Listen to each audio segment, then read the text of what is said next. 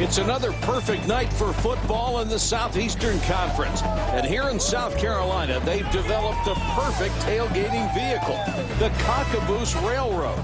22 cabooses lined up on a track just outside of Williams-Brice Stadium with all the comforts of home and then some. Those fortunate fans will be part of a sellout crowd here in Columbia to see the 13th ranked Tigers of LSU at 4-1 take on the 5-2 South Carolina Gamecocks.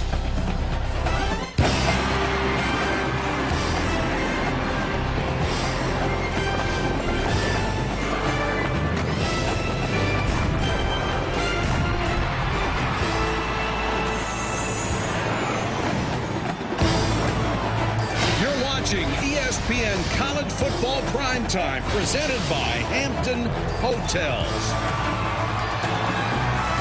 Good evening, everybody. Mike Patrick along with Todd Blackledge. It's great to have you with us. LSU lost for the first time last week, big time, by 30 at Florida. And tonight, Todd, they'll try to show that that was just 1 week and not an indication of how good they really are. Well, the good news for LSU fans is under Les Miles, the Tigers are 6-0 after a defeat. But this is not the same team that won the national championship last year. Offensively, they're still growing with a redshirt freshman quarterback, Jarrett Lee, who will make his third start tonight. Yeah. And defensively, they just haven't come up with the same number of big plays as the team did a year ago. But I think the loss can be positive for LSU because it forced them to go back and focus on fundamentals and techniques. I expect LSU to play well tonight. Now, South Carolina's 5-2, overcoming a slow start, and maybe, just maybe, Steve Spurrier has finally found that quarterback that he wants. Well, with Steve Spurrier, never exactly sure what being a starting quarterback means, but the guy who will get the ball first tonight, Stephen Garcia, everybody around here is excited to see. He came in late in the game last week against Kentucky and played extremely well. And when Steve Spurrier talks about this guy, there's a little glimmer of hope in his eyes because he has a great arm and the athleticism to make plays with his feet when the play breaks down. Without decades-old traditions to fall back on, former coach Joe Morrison started a new one in the early 80s using the theme music from the movie 2001: A Space Odyssey to fire up the crowd. And they've used it ever since.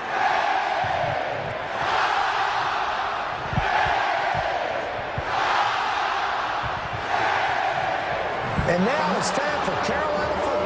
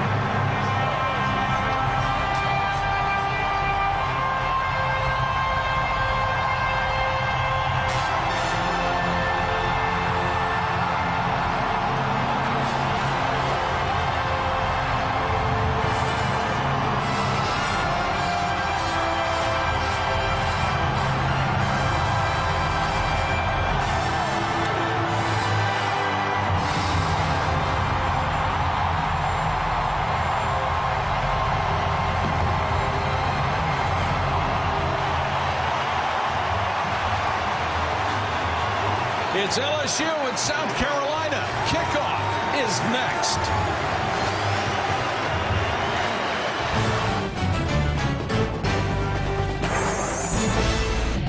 ESPN's College Football Primetime.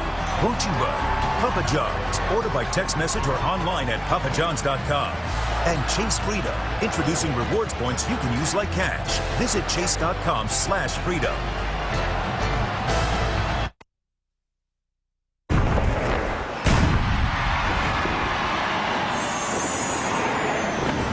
Hey, what's up, you guys? I'm Darius Rucker. Some of y'all might know me from my new country record, or I know a lot of y'all might know me from Hootie and the Blowfish. But what I'm here to talk about today is the mighty, mighty Gamecocks. I got a message for Les Miles and everybody at LSU. It's time for us to start getting respect. And today it starts. Go Gamecocks. Beat LSU. Oh, what a great run of hits they had with Hootie and the Blowfish. Coming up on our show tonight, we'll tell you about the man on the LSU sidelines who is helping power the Phillies run to the World Series. Also, think you all know everything about Steve Spurrier? We'll find out when we play Do You Know? And Taste of the Town goes upscale. Todd actually used a silverware and a cloth napkin this week. We'll see why. Had some good eats.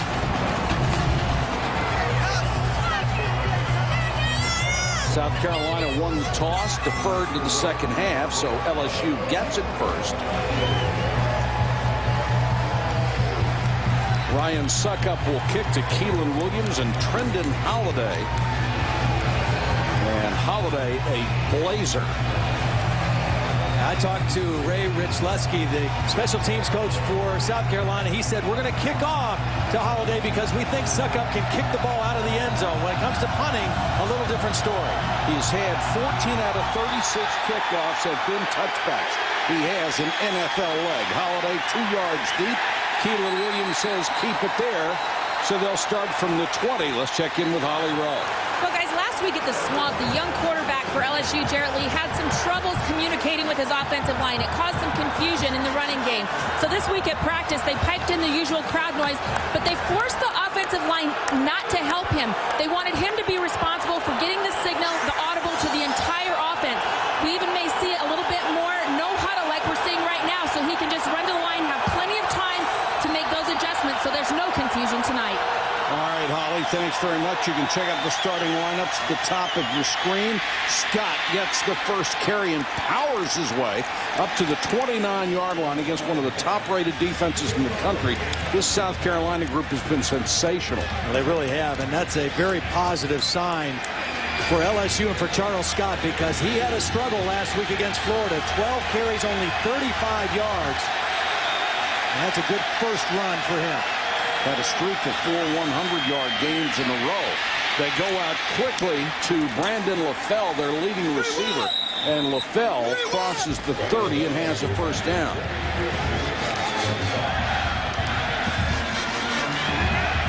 South Carolina defense a little different in the way they line up. 4 down linemen and then 2 linebackers and 5 defensive backs, or 3 linebackers, 5 defensive backs.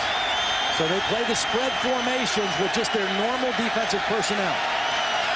Chris Mitchell, number 86, is in there as a third wide receiver. Here's Scott.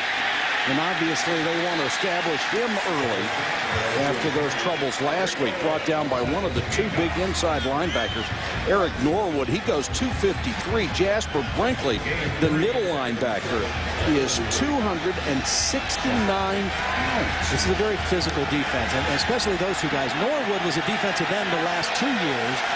And in Ellis Johnson's new scheme, they moved him to an outside linebacker, but a very physical presence. Out of the eye on 2nd and 6. Play fake. Lee in rhythm, but he missed Brandon LaFell. And Chris Culliver had the coverage. One of the things LSU really hoped for tonight was that Jarrett Lee would get off to a fast start on the road. And in Auburn, he got off to a slow start, played well in the second half and a win. Last week at Florida, a very slow start for the entire offense. And then he settled down and played well, but the game was pretty much out of reach before he got comfortable. They need for him to get off to a good start tonight offensively. South Carolina 2nd in the country in pass defense, 3rd in the country in total defense. Big 3rd down here. They come with the blitz. They don't get there, and Lee throws a really good pass, but LaFell couldn't hold it. South Carolina trying to turn up the heat on defense. Well, certainly what South Carolina wants to do is put the game in Jarrett Lee's hands. If they can neutralize the running game like Florida did last weekend, put it in the young quarterback's hands, that would play right into the favor of the South Carolina defense. Captain Munnerlyn, who had a huge game a week ago, and Brad Dahlfrey, wearing number 30, is in. He's a left footer. The only way you can tell the difference between these guys, they have 2 punters. They will exchange numbers, 30 and 38. One of them is a left footer, one of them is a right footer. There's a 35-yard kick returned by Munnerlyn for 18 yards. And Steven Garcia, who had, as we have a player down,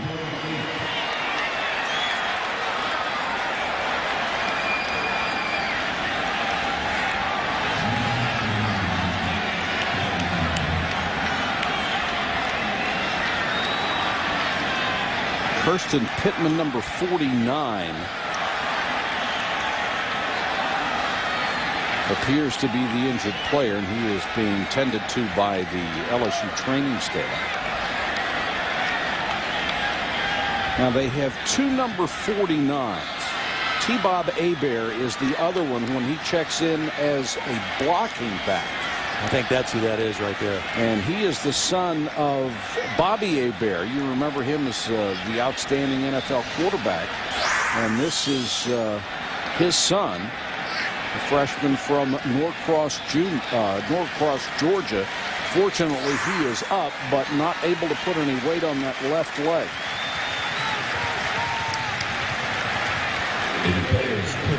And now walking a little bit better. That's good to see. And I know Bobby, I'm sure he's watching this game very concerned about his son. Looks like he'll be fine though. And there is Steven Garcia making the first start of his career. He's out of Tampa, Florida. Very highly recruited, a big-armed kid, very mobile, tremendous potential. And the one problem he has had so far, because he has missed so much practice, especially in the spring because of off-field incidents, he just doesn't have very much practice time and very much game time to go by. Now Garcia breaks out of the pocket. This is the dimension he can give you, and obviously he has some skill in this department. Picks up 12 and a first down. Of course, he missed spring practice the first year, arrested for drunkenness, suspended for 3 days by the coach, arrested for vandalism, and that had to do with the professor's car. That was the most serious of any of these charges. Reinstated for the 2007 season where he redshirted, underage drinking again, and missed spring practice this year. So he needs to really show that he is matured and developed and is ready to take the helm of this ball club. If you can't be counted on, you can't be the starting quarterback. Well, that's absolutely right. There's no question that Steve Spurrier is excited about this guy. He kept saying to us, you know, he gives us hope. He gives us some hope with his arm, with his feet, with his ability. But you almost have to hold your breath a little bit with him as well, because he has to prove that he is accountable, and he has to prove that he is capable of taking on this mantle of being a starting quarterback on an SEC program like South Carolina. And that's what we're all waiting to see. Chris Smelly had been starting, a blitz coming, and he throws it behind his intended receiver, Jason Barnes, who got a hand on it but couldn't hold it. But Smelly has been very, very inconsistent, 10 touchdown passes as opposed to 9 interceptions so far. And when Garcia came off the bench last week and had an excellent quarter and a half to lead them to a come-from-behind win, Steve Spurrier thought that this was the time to give him the start. Well, and again, Steve has done a lot of different things with his quarterbacks through the years. I mean, you're never really settled in as a starting quarterback with him unless you play well. And all you know is that you've got the first snap tonight. That's what Garcia knows. 3rd and 10. Garcia certainly may have wanted to take off a little early that time. Didn't have the chance because Tyson Jackson was right there to get the sack. 3.5 for Jackson this year. Well, here comes Jackson, a little inside-outside stunt. He beats his man to the inside, and for LSU, that is what they've lacked defensively, big plays. That's only the 10th sack of the season so far for LSU. At this point last year, they already had 18 sacks. Spencer Lanning, the punt. Chad Jones is deep. They like to put Jones back here in situations where they want to make sure he either catches the punt or lets it go. They want the sure hands back there. 48-yard kick and no return. LSU will start at the 20 when we come back. This telecast is available in high definition. Brought to you by Pioneer's new Kuro. Welcome back to Columbia, South Carolina. LSU with its second possession starts at its own 20. Scott, nothing. Check in with Reese Davis. Reese. Mike, I want to let you know what's going on in the family of networks. Missouri and Texas are underway on ABC. Texas forced a punt early, and now the Longhorns trying to move on offense. And disastrous start for Boston College. They've thrown a pick six, fumbled a kickoff, and Virginia Tech up 10-0 on ESPN2. All right, Reese, thanks very much. Reese will keep us up to date on everything throughout the night. Jarrett Lee changing the play.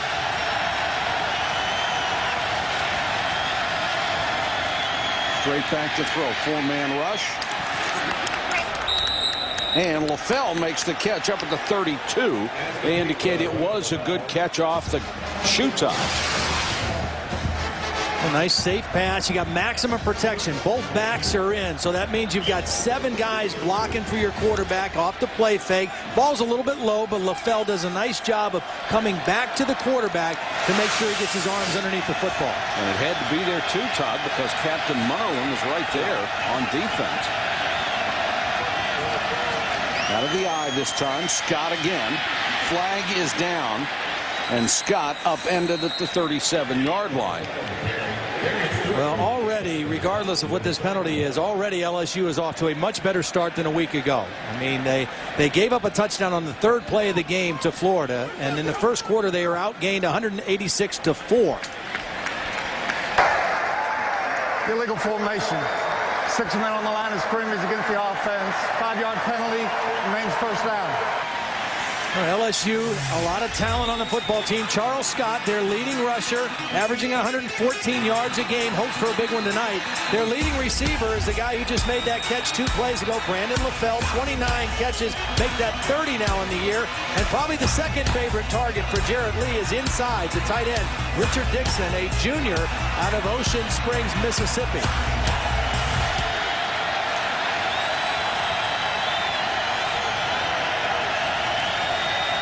Penalty backs them up 5. Little swing to the outside. Richard Murphy, who's got some speed over there, makes the catch before he is driven back.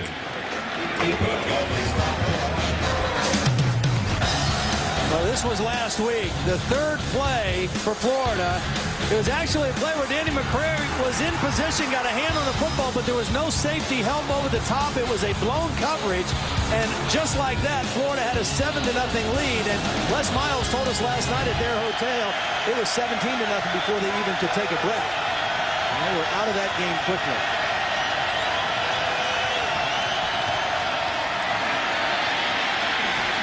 Murphy dancing his way through traffic up to the 45-yard line.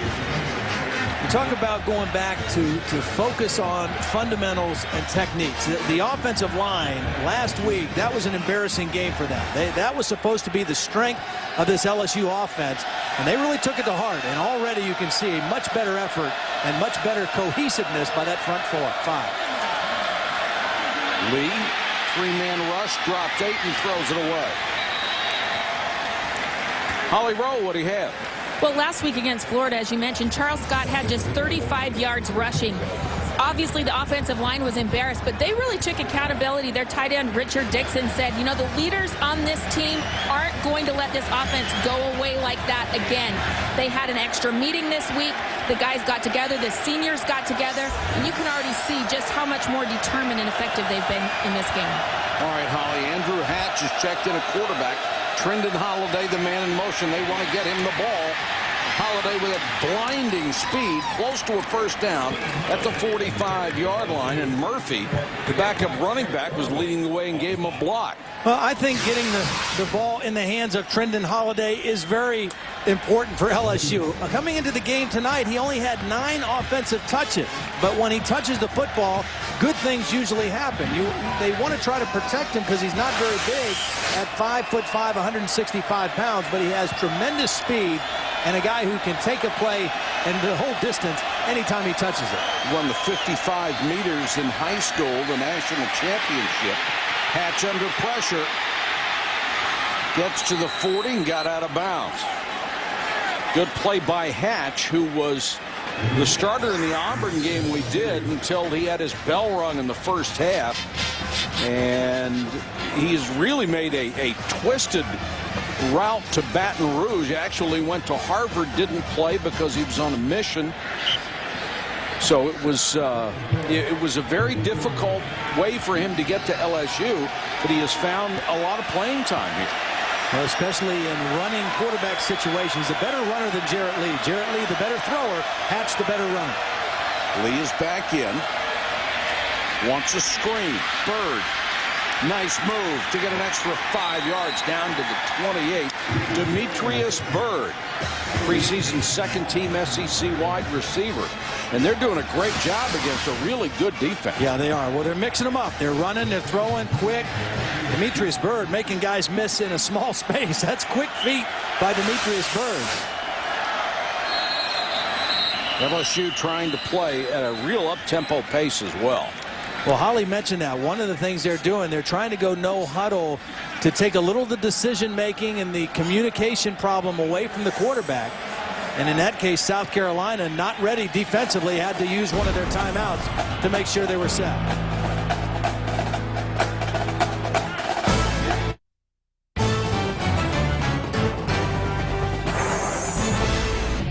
ESPN's College Football Primetime is presented by Hampton Hotels. At Hampton, we love having you here.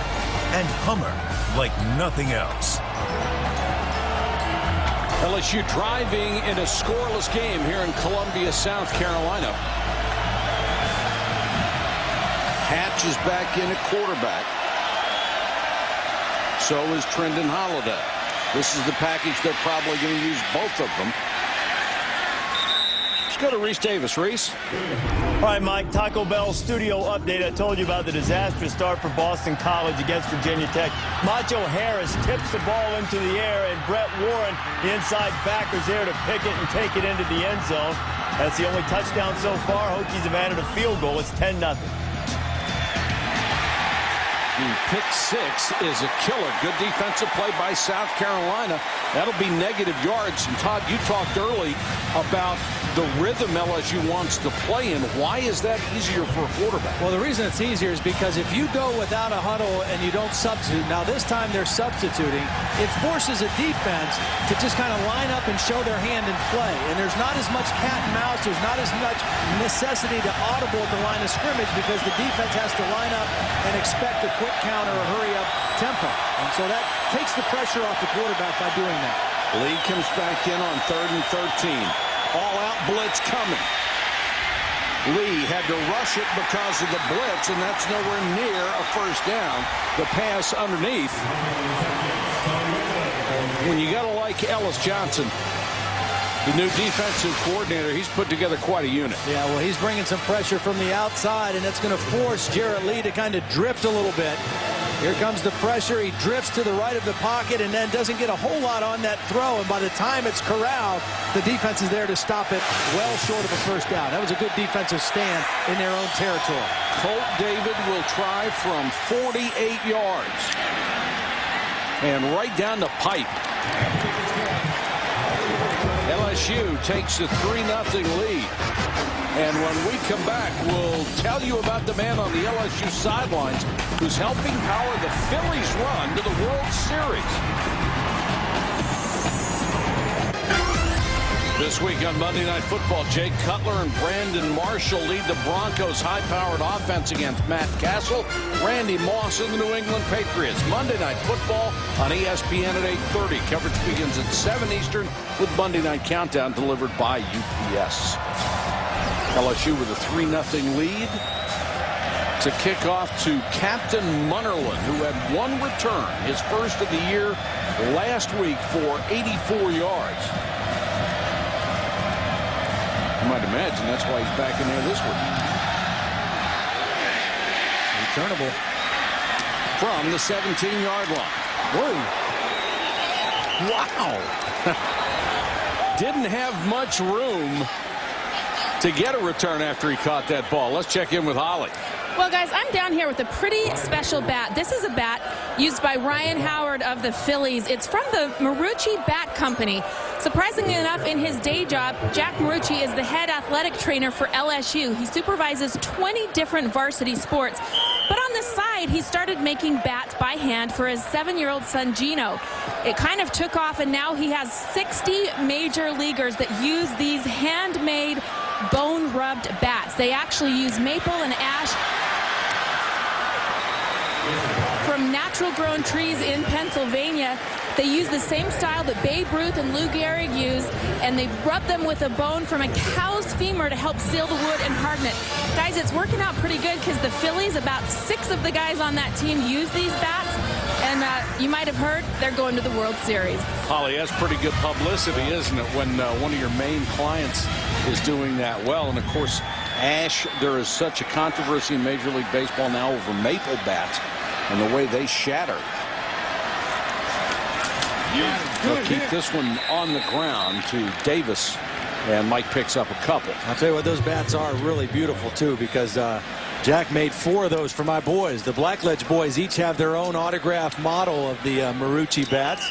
They all chose different styles and colors, but really a great piece of workmanship. And the South Carolina player is down. Jamon Meredith, number 77, who was the starting left guard, a senior, 6'5", 297, gets up slowly. Probably the most experienced of their offensive linemen up there, kind of trying to walk off on his own power. And early in the year, Steve Spurrier was really upset with that offensive line. He says, you can have quarterbacks, wide receivers, running backs, all the greatest plays in the world drawn up. If you can't block anybody, you can't use any of them. Yeah, that's kind of been a problem, I think, for him here. I mean, the offensive line in his time here has not been particularly strong. And then he hasn't really had the kind of quarterback that he was accustomed to having at Florida. That's why everybody's wondering if Steven Garcia is going to be the guy. But even if he is, he better have guys blocking for him in front, especially against a defensive front like the LSU Tigers. 3rd and 1. We have a red zone alert for you for Boston College and Virginia Tech. And on second effort, it looked like Garcia got very, very close to that yellow line, which would indicate a first down. And now they're not even going to measure it. He's got it. Well, it's interesting because Steven Garcia, even though this is only his first start, coming into the game tonight, he was the 2nd leading rusher on the football team behind starting tailback Mike Davis. I mean, he is a mobile guy and has the ability to make some people miss. Another player down. That's Drake Nevis, a backup tackle.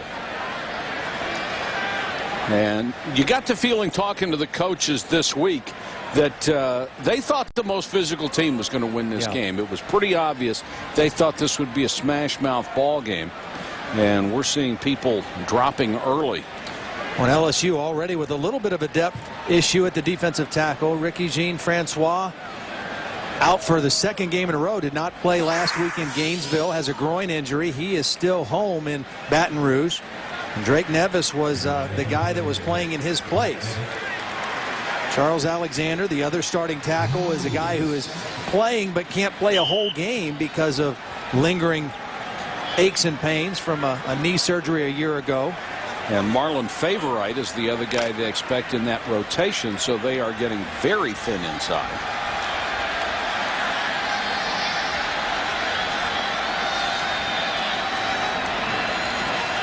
Garcia from the gun, steps up under pressure, and picks up about a yard. Let's go back to Reese. All right, my Sports Center right now. Dale Slane will not return as the Brewers manager, as the Brewers had a fine year this year. He took over late for Ned Yost, but he will not return next season. And we won't have 3 of the top 4 in the AP poll going down this time. Alabama, Penn State, Oklahoma, all emerging victorious. Sports Center after the game. Stay current, ESPN News. Penn State certainly made it interesting for a while, didn't they? Yeah, they did. Well, Michigan made it interesting for a while. Penn State came on the second half. LSU shows blitz, blocked really well by South Carolina. This throw to the sideline, what a catch down at the 47. Kenny McKinley, who will one of these days, very soon, own all of Sterling Sharp's receiving records here. A nice job moving the pocket, and Kenny McKinley, who missed earlier games with a hamstring injury, does a great job of going up and catching this ball high. The ball was actually thrown a little bit late and a little bit short, but McKinley made up for it by jumping over the defenders to make the catch. He just snatched the ball out of the air. Gain of 18 for the former high school quarterback. They have advanced it to the LSU 46.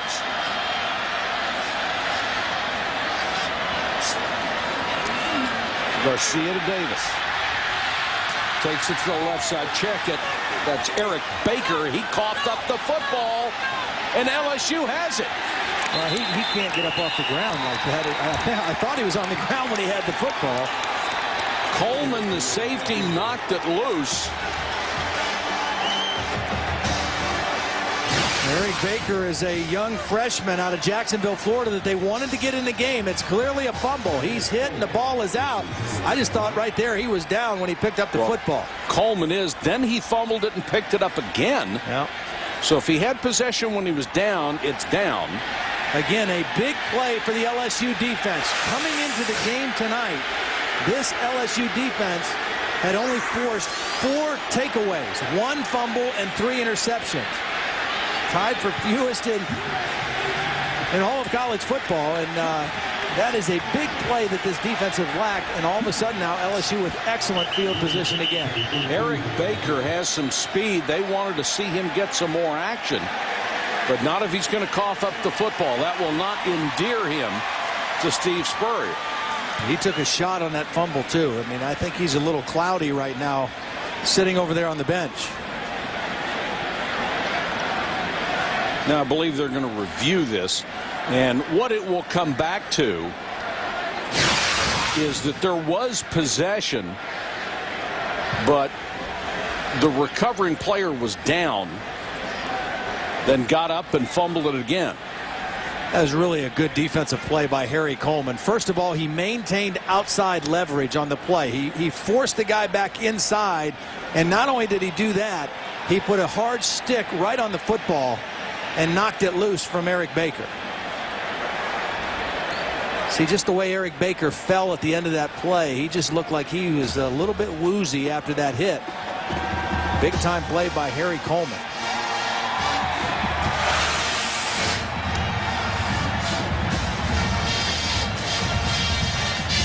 Last year, through the first 5 games, this LSU defense had 15 takeaways. Ruling on the film is confirmed. First down. 15 takeaways through 5 games last year. They were plus 11 in turnover margin through the first 5 games. That was only their 5th takeaway of the 2008 season. A lot of statistics don't mean that much in football, but takeaways and turnover margin always tell a big story. Sure does. Scott on that little short toss. South Carolina defense swarming, won't let him go anywhere. Dustin Lindsey led the charge, number 44. Here's Reese. All right, guys, let's check in right now. SportsCenter in-game update, Missouri and Texas. Here is Colt McCoy keeping the ball after faking to Obaniah. The only touchdown so far, though the Longhorns on the move again, up 7-0. Well, Colt McCoy, I'm not sure anybody's playing any better football than he is right now. Just a Big 12, a conference of quarterbacks, and Colt McCoy playing as well, if not better than all of them. Andrew Hatch back in. He'll keep it. Tell you what, this South Carolina defense, one thing that they have done extremely well all season, well, they've done a bunch. I mean, they lead the SEC in total defense, but their offense has turned the ball over 20 times, and they've only allowed 27 points off of those turnovers. That was now the 21st South Carolina turnover, and all of a sudden it's 3rd and 10. They had to come on the field in their own territory, and 2 plays netted LSU 0 yards. They really suck it up after the offense puts them in a hole with a turnover. 3rd and 10.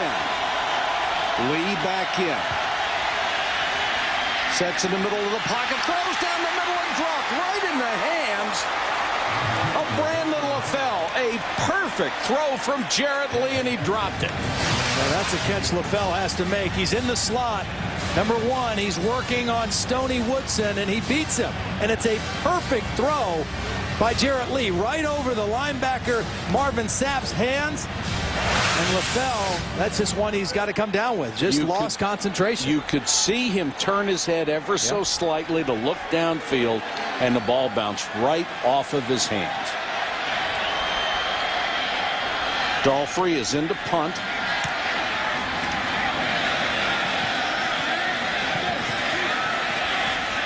And just into the end zone. Great effort by Chad Jones, but he can't keep it past the white line. Let's go to Holly. Guys, lots of injury updates out here. Jamon Meredith, the offensive lineman for South Carolina, will likely return. He's got a right ankle sprain, but he's going to try to give it a go. T-Bob Hebert looks like he's done for the night with a left knee injury.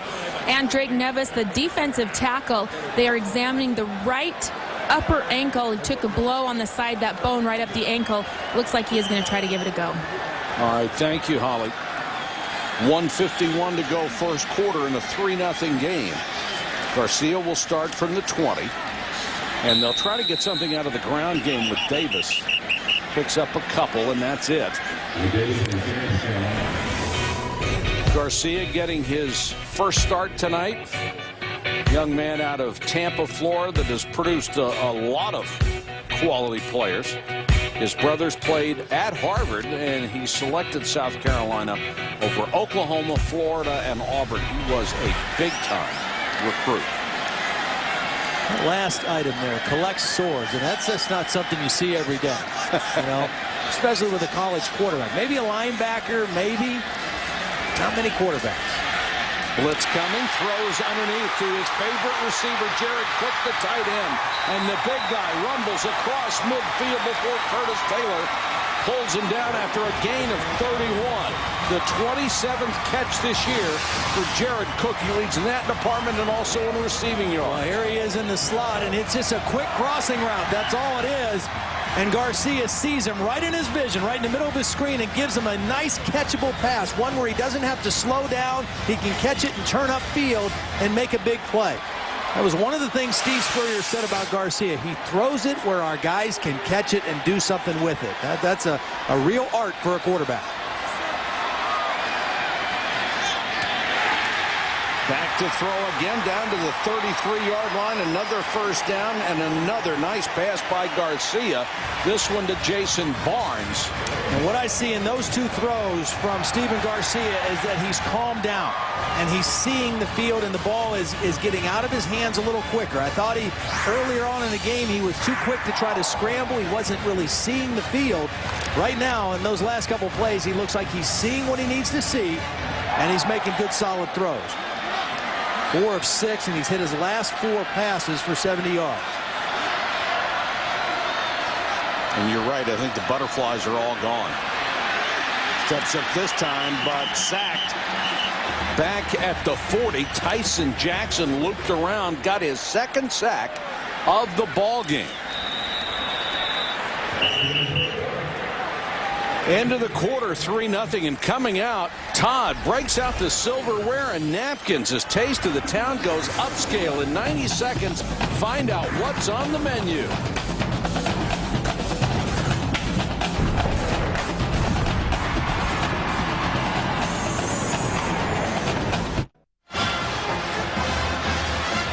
Nothing LSU as we get ready to start the second quarter, but it's time for Todd's Taste of the Town, brought to you by Chase. I found that Columbia, South Carolina is home to several excellent restaurants, and one of my favorites is a place called the Blue Marlin. It's been here for 15 years, and it's actually located in what used to be an old train station. The restaurant features low country cuisine, including their signature dish, shrimp and grits. Here's what makes this dish special. It starts with grits that are milled across the street at the Adela Milling Company. Then they cook them for 3 hours in chicken stock and milk and a touch of cream. They saute local shrimp and andouille sausage, and the dish is finished with some tasso ham gravy. Now, you start this meal with some she crab soup, some fried green tomatoes, and you've got yourself a Southern spectacular. Yes, sir. It's actually nice to see you in a place that doesn't have a garden hose in the living room to wash everything down, including the customers. I am versatile, mobile, and agile when it comes to eating. When it comes to eating, you're hostile. Garcia. This is what he can do. Got a chance to get the first down, cuts back, and he's very, very close right at the sticks at the 23. You can check out all of this season's Taste of the Towns at ESPN.com and search Taste of the Town. I realize this was a more upscale meal, and I'm very happy for you, but you still got things in there like grits and gravy. Well, yeah, but just not as much gravy. It was a special gravy, a tasso ham gravy. Well, you know, okay. And the grits and the. I'm trying to be nice. Restaurant. Yeah, it really was an excellent It restaurant. looked like It's a place I've been several times here, and Columbia really is a great place for food. There are a lot of excellent restaurants here, but the Blue Marlin, one of my all-time favorites. Garcia did get the first down. That was a big-time play. He rolls this one over the middle. That should be, and flags come from everywhere. It was intended for Barnes, and it looks like he really got twisted around, and it was another good throw by Garcia. Yeah. Garcia looks so comfortable right now. I mean, he is getting rid of the football. He's hitting his last step of his drop. He knows where he wants to go with the ball, and it's out of his hand. And he's accurate. You know, so many times you see quarterbacks throw the football, and it might be a completion, but the receiver has to wait for it or reach behind. Pass interference, number 29, defense. 15-yard penalty from the previous spot, automatic pushback. But when you have a quarterback who consistently throws the ball in front of the receiver where it's supposed to be, where he has a chance to catch it and make a play upfield, I'll tell you what, receivers love that, and coaches like Steve Spurrier love that. First and goal after the penalty. They'll spot it at the 8. This is where South Carolina has struggled. In the red zone, they've not been able to score a lot of touchdowns. Empty backfield for Garcia, trying to scramble out of trouble. Not going to be able to, as Kirsten Pittman, the defensive end number 49, brought him down, and that will really upset Steve Spurrier. You can tell that Garcia is one of those guys that's got that short clock in his head, and he goes 1-2, I got to get out of here. Well, credit the front four of LSU because they're not giving him many lanes to scramble up through. He did get the 16 yards out in the perimeter, and all Steve wants him to do here is get rid of the football, throw it. If it's not there, throw it out of the end zone and come up 2nd and 10 rather than 2nd and 16. It's already tough enough in the red zone without adding extra yardage. Mike Davis checks back in. It was an empty backfield in the last set. Garcia throws to his tight end Cook, and Jared Cook inside the 5 and out of bounds at the 3. Patrick Peterson made the saving tackle. Second time they found Cook on a short crossing route. Does a nice job of maintaining his balance, shaking off the first tackler and getting it inside the 5-yard line. When you got a big target like that, 6'5", 240 pounds coming right into your vision, well, that's nice for a quarterback. Very easy to flip him the football and let him make a play. 3rd and goal. McKinley is in the slot to the right. McKinley back of the end zone. He's forced out. It's a nice defensive play. Yeah, Raheem Alim, number 84, forced the action. He was the guy who got into the backfield and busted up the timing. And Steven Garcia had to roll out of the pocket, and by the time he was ready to throw, it was too late. And Danny McCray, the safety, wasn't taking any chances either. He rode the receiver right out of bounds. Remember, he was the guy that tipped the ball last week on the 3rd play of the game, and it went up in the air, and Percy Harvin took it 70 for a touchdown. Heartbreaking play for him. Ryan Suckup, who missed 4 last week against Kentucky, wants a chance at redemption and gets it here in the 2nd quarter. Hits from 21 yards. And South Carolina, with a solid drive, has tied up this ball game. Cocky's happy. It's 3-3.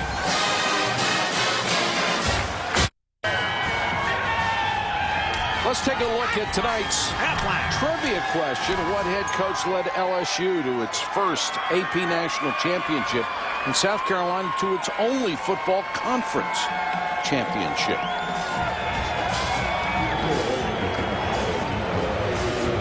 Chance to think about that for a while. Keelan Williams and Trendon Holiday are deep for Suckup's kickoff. He provided the tying field goal. mentioned the red zone problems for South Carolina. That was their 20th field goal attempt in the red zone, the most of any team in the SEC.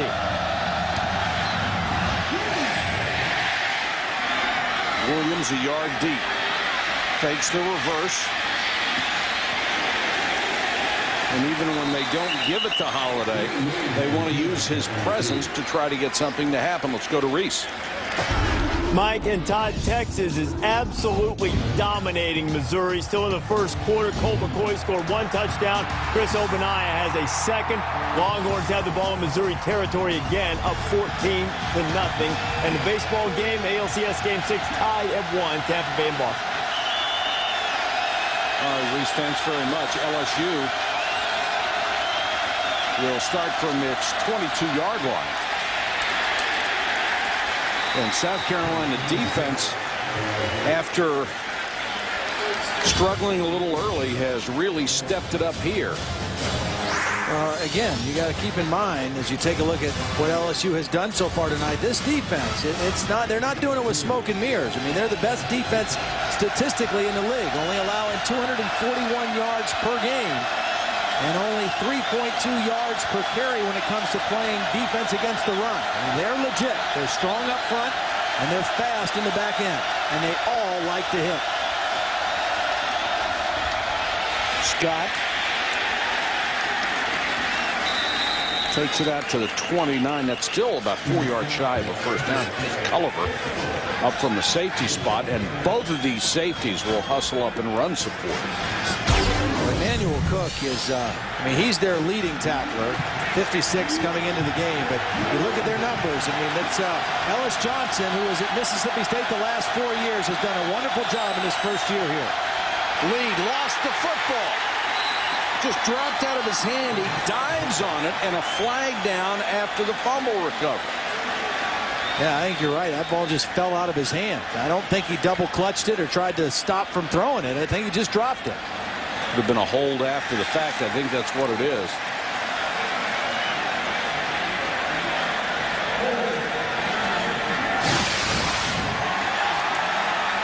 Look, you know what? I'll tell you what he did. He didn't have his hands on the laces. He was trying to throw it quick, and he was just throwing it however he caught it, and his whole hand was without the laces, and the ball slipped right out of his hand. I mean, normally, you try to adjust that ball off the shotgun snap and get your fingers on the laces. He had no fingers on the laces on that particular throw, and he dropped it. Dahlfrey to punt to Munnerlyn. And Captain Munnerlyn waits at the 35-yard line.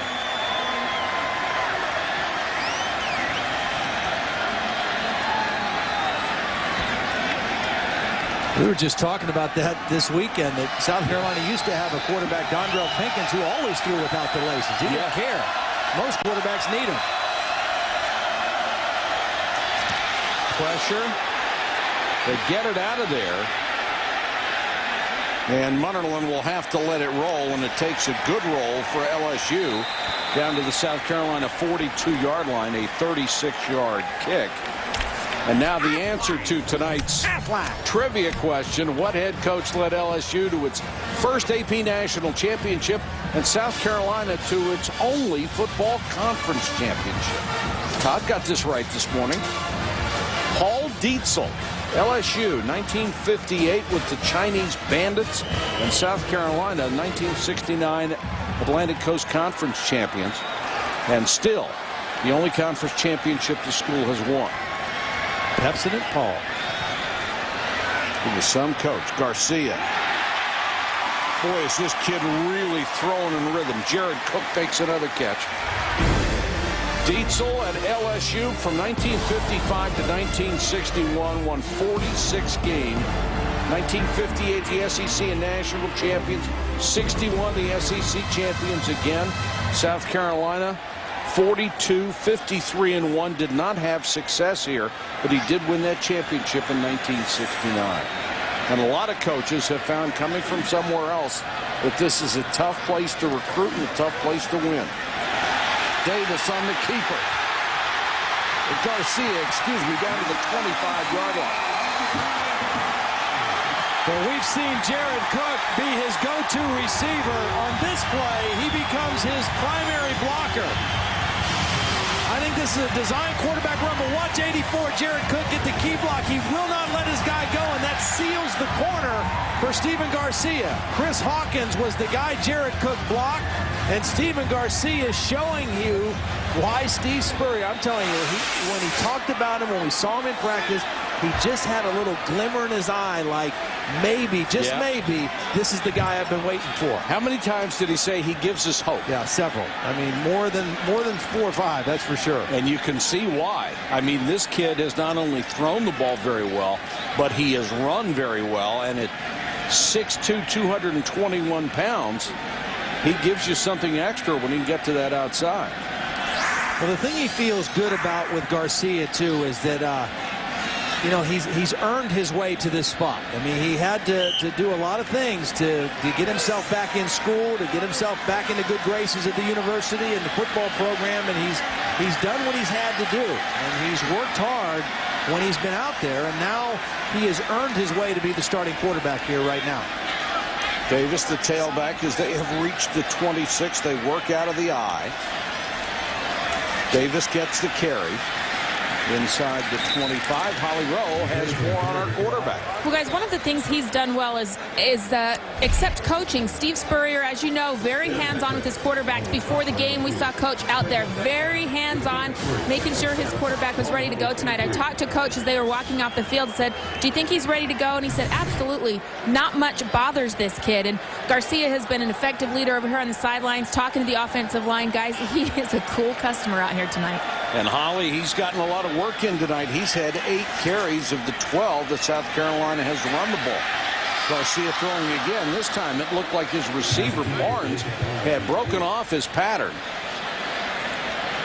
One of the things, if you're a quarterback playing for Steve Spurrier, you have to learn how to manage and handle being coached by Steve Spurrier, because Steve Spurrier is going to coach you hard. I mean, he's going to coach you well, but he's going to coach you hard. And you have to remember, Steve Spurrier is as fierce of a competitor as anybody I've ever been around. So you got to be able to take what he's teaching you and how he's coaching you, but also be able to handle it when he gets on you a little strongly, because Steve thinks he could go out there and still get it done, I think, most of the time. Probably could. Blitz coming. Garcia somehow got away. Keeping his eyes downfield, but LSU did a good job covering up after he beat the blitz. Harry Coleman came flying in, and Garcia somehow got away from him. Yeah, safety blitz. He times it. See, whenever a safety can hit this on the run without having to slow down or stop, there's no way a lineman can pick him up. And he forces Garcia out of the pocket and has to run short of the first down. That was a well-timed blitz by Coleman, and a nice call by Bradley Dale Pivoto, the defensive coordinator, co-defensive coordinator, over on the LSU sideline. This will be a 39-yarder for Ryan Suckup, who was already hit from 21. For the lead, and he is wide right. So Suckup, who missed 4 a week ago, 1 out of 2 tonight. And with South Carolina's offense, they can ill afford to miss out on scoring opportunities. And just missed out on that one.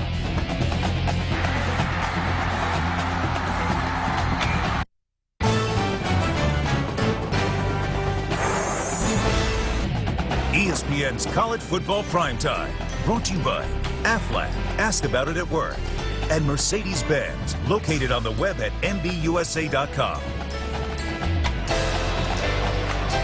Here's a look we've seen before, and there's another look we have seen before from Les Miles. Some of the images from earlier in this ball game. LSU takes over after the missed field goal at the 21.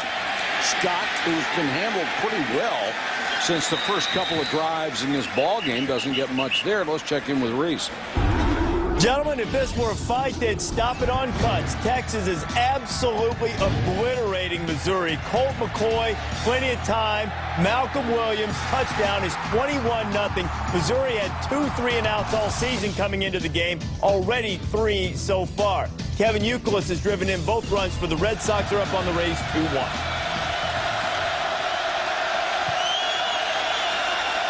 Here, LSU trying to get the offense on track again. On the delay, they'll give it to Murphy, and Murphy, that scat back speed, tries to get to the outside. No luck. And whatever adjustment the South Carolina defense made after the first 5 minutes has been a good one. Well, I think LSU, this is an important offensive possession for them. And even though the score is tied, they've got to give their defense a little rest. They got them on a quick count here and should get the first down or very close to it. LSU went with a very quick snap. Again, they've been using a no-huddle approach for a good part of the evening. And that time they caught the South Carolina defense a little flat-footed and got the first down. This is close as Murphy got right to the sticks, and that was it. And I just think LSU needs to, it's different than last week. Last week it was 20-0 in the first half before they scored right before halftime. It's 3-3 tonight, so they're not anywhere out of this football game, but they've got to get some offensive rhythm back. LSU gets the first down. They fake it to Trendon Holiday. Hatch comes in, tosses to Murphy.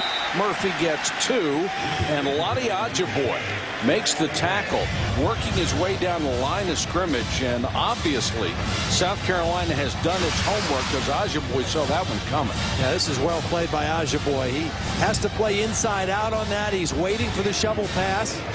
Kind of a little trick play by Gary Croton's offense, but South Carolina not fooled at all. And Ajiboye makes the nice play from his nose tackle position. 2nd and 8. Hatch running the option again. Keeper across the 40 to the 43, should have another first down, and it's obvious that Hatch is the guy who gives them much more mobility from that quarterback spot when they want to throw. Jarrett Lee comes in. Well, he's a little bigger. He's 6'4", 225 pounds, and he's kind of a sneaky physical runner because he doesn't look like a real physical guy when you meet him in person, but he runs the football tough. I mean, he really does. He sticks his nose up in there, and he's not afraid to take a hit, as we have seen in the 2 games that we've covered it. And he's not a blazer, but he certainly has enough speed to run that option. Scott, about 4. Jasper Brinkley, the enormous middle linebacker, makes the tackle. Hatch, the sophomore out of Provo, Utah. The verbal commitment to BYU, ended up going to Harvard, then on a mission to Chile. So he has been everywhere to get the opportunity to start for LSU after Matt Flynn graduated, and Ryan Perilou was finally kicked off the football team. Now Keelan Williams will come in, number 5, to get his shot at tailback. And Jarrett Lee is back in there throwing and completes to the sideline to Bird. Bird down to the 35-yard line. So they're really mixing it up, trying to give South Carolina different looks. This was a nice audible call from the line of scrimmage. They lined up, and South Carolina moved an 8th man into the line. See, they got 8 men in here, so they audible to an individual route because they know they've got man-to-man coverage. They keep both backs in to protect, so they got maximum protection. It's only a 3-man route, and you're going against one-on-one coverage. Good choice from the sideline. South Carolina shows blitz, and they come with it. Lee hangs in the pocket, throws underneath, and a good throw to Chris Mitchell. His first grab. I like the no huddle. I mean, they're kind of going muddle huddle. It's not a complete no huddle. It's not a 2-minute tempo. But they're kind of putting the pressure on South Carolina's defense in this drive. They're forcing the same personnel to stay on the field, and they're attacking. And they certainly moved it better under these circumstances. Williams on the toss, cuts back inside, taken down at the 20, picks up nearly 5 yards. Holly Rowe, what do you have? Well, LSU quarterback coach Gary Croton really likes Jarrett Lee. One of the reasons that you see him as the starter tonight is because of his quick release. He said he can just flick it out there. He's like some of the greats getting rid of the ball, like Marino and Jeff George. It's just so easy for him and so quick. With a defense like this rushing against him, that's a huge asset tonight. Yes, it is. Comes in very handy with these guys coming right down your throat. LaFell was the man in motion. Williams on a screen, had to work to get back behind his blockers. Oh, what a play by Keelan Williams. Oh, that really was. I mean, he did a nice little stutter step, and when he did that, it allowed Saron Black, number 70, to come back and get a block for him. Watch the little stutter step by Keelan Williams, and it allows 70 to come right back and get a block, and that sprung him up the middle of the defense for an extra 10 yards. Just good patience and vision by Keelan Williams. It looked like he had set up too far left to where he was supposed to be, but that little juke got him back behind his protection. Scott and Williams in there together. The red zone for LSU. Hatch for the end zone and incomplete, intended for Mitch Joseph, the backup tight end. And Eric Norwood was back in coverage. And that was a little change up by Gary Croton. He has Hatch in. You're expecting option, and he threw it on first down, but he threw it under the receiver. He's got to throw that to the back pylon, and he's actually very lucky it wasn't intercepted by Norwood. That's one of the reasons they moved Norwood from a defensive end spot to linebacker. They found out he was really good in space and could make plays like that. Now I would expect option from Andrew Hatch. Instead, they give it to Scott, and Scott powers his way to the end zone. And the signal finally touchdown. Quinn Johnson, the fullback, led the way in a gaping hole up the middle. I think South Carolina was thinking option too. They were thinking outside, and LSU countered with an inside run. You mentioned Quinn Johnson. Also the right guard, Lyle, hit number 65 with an excellent block. And those two guys got Charles Scott into the end zone. A drive that took over 5 minutes, went 78 yards in 12 plays, all out of the no huddle as they alternated quarterbacks and threw just about everything in the playbook that they had against South Carolina, and it worked.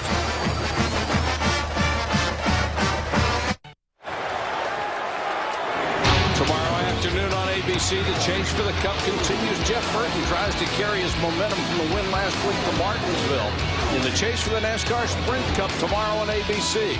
Coverage begins with NASCAR Countdown at 1 Eastern. For more information, log on to ESPN.com, and Gearhead has this to say. Well, Jimmy Johnson's still the point leader, but I'm anxious to see what Jeff Gordon does. He's a 7-time winner at Martinsville, but he's on a 36-race winless streak.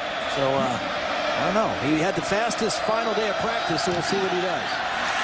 You have one of those big boxes at home with about 500 wrenches in them. No, I need to organize my toolbox, though. That's for sure. Oliver out to the 29-yard line. What about that last touchdown? Well, a couple guys I really want you to watch. A couple key blocks. The right guard, Lyle, hit. He's going to get a block, and then the fullback, Quinn Johnson. These guys are going to get a block on the two best players on this South Carolina defense, are the two best hitters. Hitt's going to get a block on Jasper Brinkley right there, and then Johnson gets a block on Emmanuel Cook, the free safety. They knock both of those guys out of the way, and Charles Scott is able to take it into the end zone. A very impressive offensive drive for the LSU Tigers, led by their offensive line. 3:50 to go in the half. Let's see what Garcia can do with that. Wants to throw on first down. Now takes off. Room to run. Garcia, 34, and gets out of bounds. And here's Reese. Mike, coming up on the Pontiac Performance Halftime Report, nobody is putting on a performance like Texas. So much for the idea of a letdown as they are throttling Missouri. Numbers 2, 3, and 4 roll on schedule for a change, though with a little bit of drama here and there. And we'll get you up to date on Game 6 of the ALCS. It's all coming up in just a bit. Reese not quite like last week when it looked like everybody was going down. Well, I'm impressed with Texas. I mean, as emotional as that Red River shootout was last week, and for them to come back and play as well as they're playing in the first half tonight, Mac Brown's doing a great job with that football team. Garcia on the run, wants to throw, and he's got it complete down to the 24-yard line as Kenny McKinley had to come back for it and was able to pick it up a gain of 40 yards. And from what we have seen so far, this kid could be for real. Well, he is. He got away with one here because you don't seldom get away with one throwing late down the field. He throws it late. It's underthrown. But the good news for South Carolina, they had McKinley, their best receiver, on Harry Coleman, who's a safety, and Coleman was not able to come back to the football. McKinley saw it. Coleman didn't. And McKinley adjusted to the underthrow and got the big catch. Nice catch by Kenny McKinley. They'll spot it at the 26, and Garcia wants a timeout with 2:52 left on the first half clock. Been a big first half for Stephen Garcia in his first start at South Carolina. 10-3 LSU, but South Carolina driving with 2 minutes and 52 seconds to go in the first half. Stephen Garcia in the helm for the Gamecocks. For the end zone, and overthrown, intended for Barnes. And he was covered by Jai Eugene step for step. And that was good coverage by Eugene right there in his hip pocket. And really took him out of position to make a play on the football. Garcia, after some early nerves, and you mentioned this earlier, has really seemed to calm down and be playing his position with a great deal of confidence, whether he's throwing it or running. Well, he makes you defend everything because he's thrown it well and he's also ran it well tonight. 10 carries tonight for 35 yards. Blitz, and they pick it up.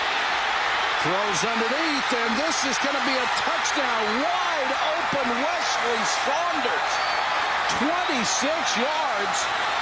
Pretty tough to lose Wesley Saunders. He's 6'5", 274. Well, they've hit Jared Cook on the quick crossing route twice in the ball game. This time it's the blocking tight end, Wesley Saunders, and it really fooled the LSU defense. Expecting him to stay in the block, he crosses the formation and ends up with a touchdown.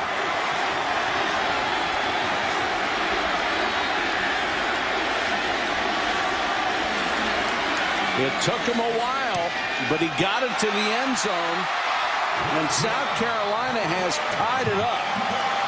That's a pretty good response from that redshirt freshman quarterback. Well, Wesley Saunders is not Jared Cook. He's here, and he's going to run the crossing route. But watch what happens as this play develops. Right as they get ready to make an adjustment to the play, right here, the official kind of gets in the way here, and the linebacker is not able to run with the tight end. And because of that, he breaks wide open on the left side of the formation. Garcia sees it, gets him the football, and they get a touchdown. Kelvin Shepard, the linebacker, froze for a moment because of the official there, and South Carolina gets a touchdown. You remember what you pointed out earlier about Steve Spurrier saying some quarterbacks throw it so guys can catch it and stride and do what they do best, and that's exactly what it was, a perfect pass. And that drive only took 1:21, 71 yards, and Garcia accounted for virtually all the yards running and passing. Williamson Holiday will be deep for the kickoff that will come with 2:38 left. So a great response by South Carolina after LSU had a terrific drive of its own. I'm impressed with Stephen Garcia. I mean, he's settled into the game. He's throwing the ball really accurately. And this is a good defense. I mean, it's not the same defense as they had a year ago, but they've got pressure on him, and they're physical and they're talented. He's playing well.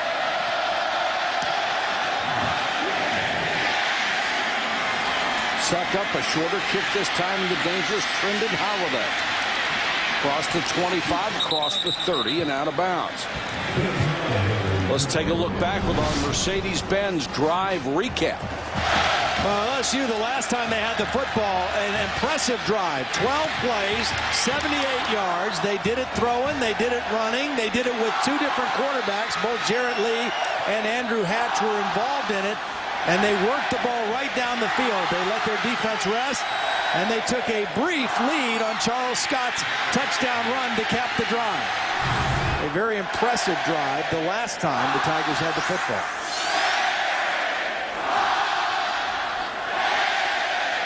Lee will be the quarterback at the start of this drive.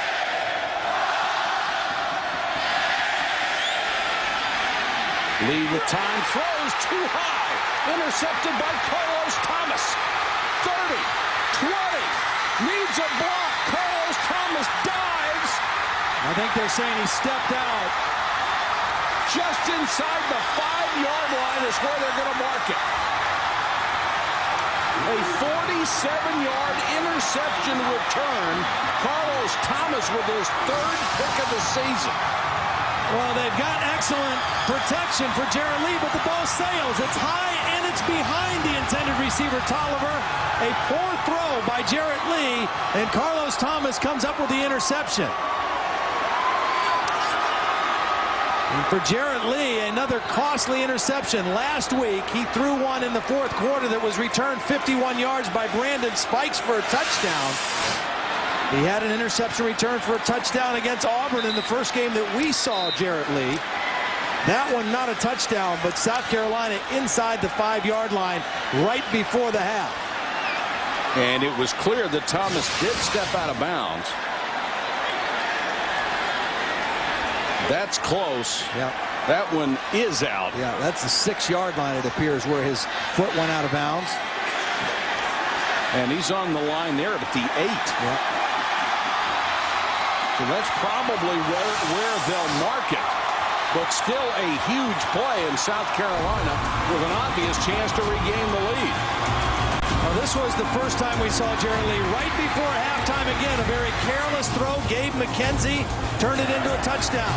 Last week in the fourth quarter, this one kind of put the game away for the Florida Gators. Brandon Spikes returns it for the touchdown, and then just moments ago, and a couple of the interceptions that Jarrett Lee has thrown this year, it's because he didn't get his feet set to go with that quick release. That time, I think his feet were set, but he just threw a bad ball. It was high, and it was behind his intended receiver, Tolliver.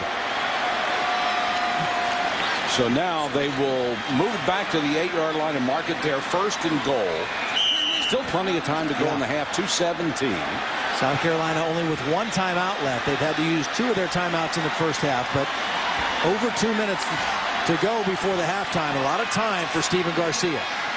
He's got Davis with him in the backfield. A planned run by the quarterback. Cuts left. Garcia runs into the official and got to the 5. Yeah, that official, I think might be the same guy. He's gotten away twice, the umpire. This time, he gets the assist on the tackle of Garcia, trying to get out of the way. Even got a little forearm shiver in there. He gave him a little forearm shiver. Yeah. How about that? I think he was just trying to protect himself, but Wilbur Hackett Jr., the umpire, got a little, got in the fray there twice. Wilbur, good shot. That's something you don't expect as a running back. Blitz coming. Garcia. Scott Rowe to the goal line. No signal. Boy, he was just short. Just Curtis inside Taylor the one. made the stop. They got 3rd and 1. Garcia trying to line him up quickly. Got to make sure they're set for a second. Didn't get a clean snap. See, now that's a problem. Now they're going to have to call timeout. And there was no reason to hurry. No, none. Unless they were just going to try to go quarterback sneak. But you still have to, number one, make sure that you've got enough guys on the line of scrimmage. Number two, you got to make sure your team is set for a second before you snap the ball. Number three, you better make sure you keep your hands in there and get a clean snap. It was not a good exchange between Garrett Anderson and Stephen Garcia. And again, a team that has struggled in the red zone scoring touchdowns with a golden opportunity because of their defense is now facing 4th and 1. Well, if it was a planned call, I don't understand that. And if you look at the clock, you realize you've got oodles of time to do something with. You don't have to hurry.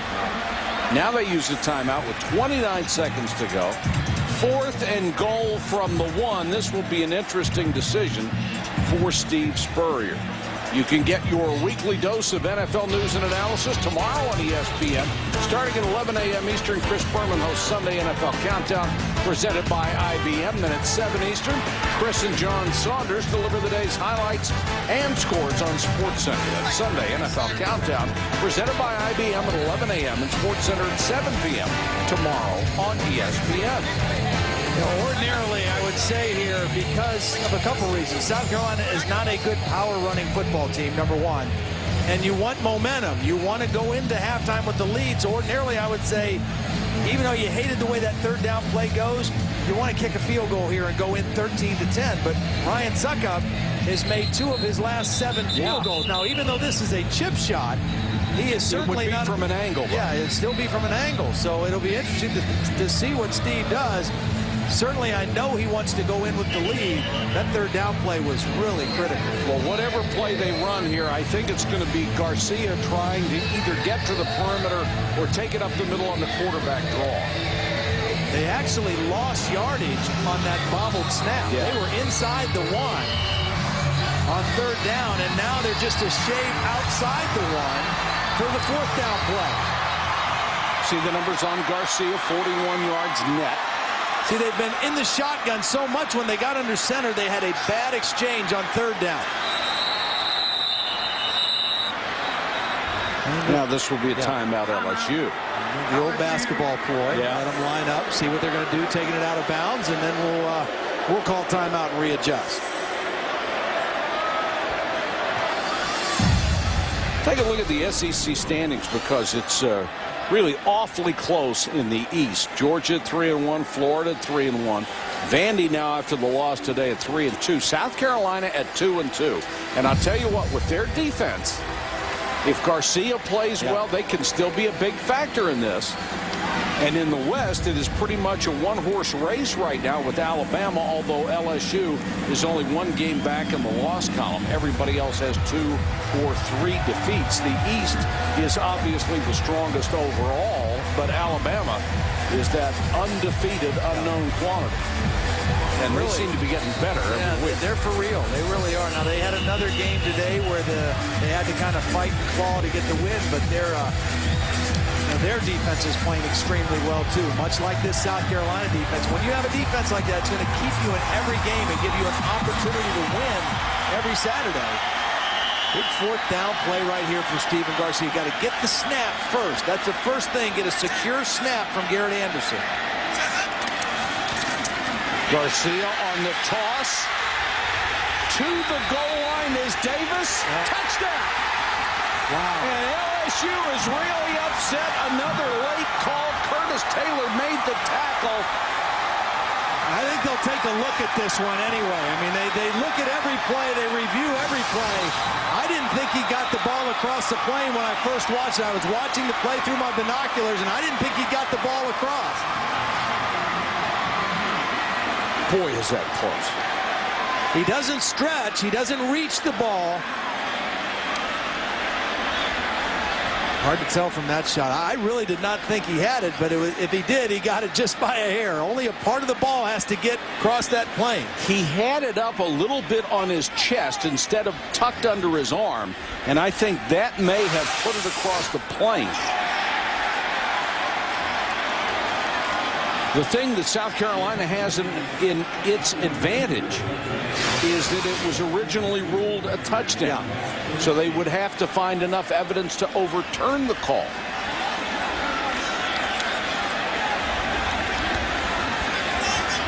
Really a nice play by Curtis Taylor, number 27, who made the first contact and was trying to pull Davis back in hopes that some other white shirts would be there to finish him off. But Curtis Taylor, the free safety, the senior, 6'3", 203 pounds, was the guy who made the play. Todd, I would say, looking at that, if they had called it a touchdown, it's going to stand. If they had called it no touchdown, it's going to stand, because the replays are not definitive enough. It shows it was awfully close. The ball just has to break the plane. It doesn't have to be the whole ball across the end zone. Just has to break. Any part of the front of the football has to break the plane. Man, was that close.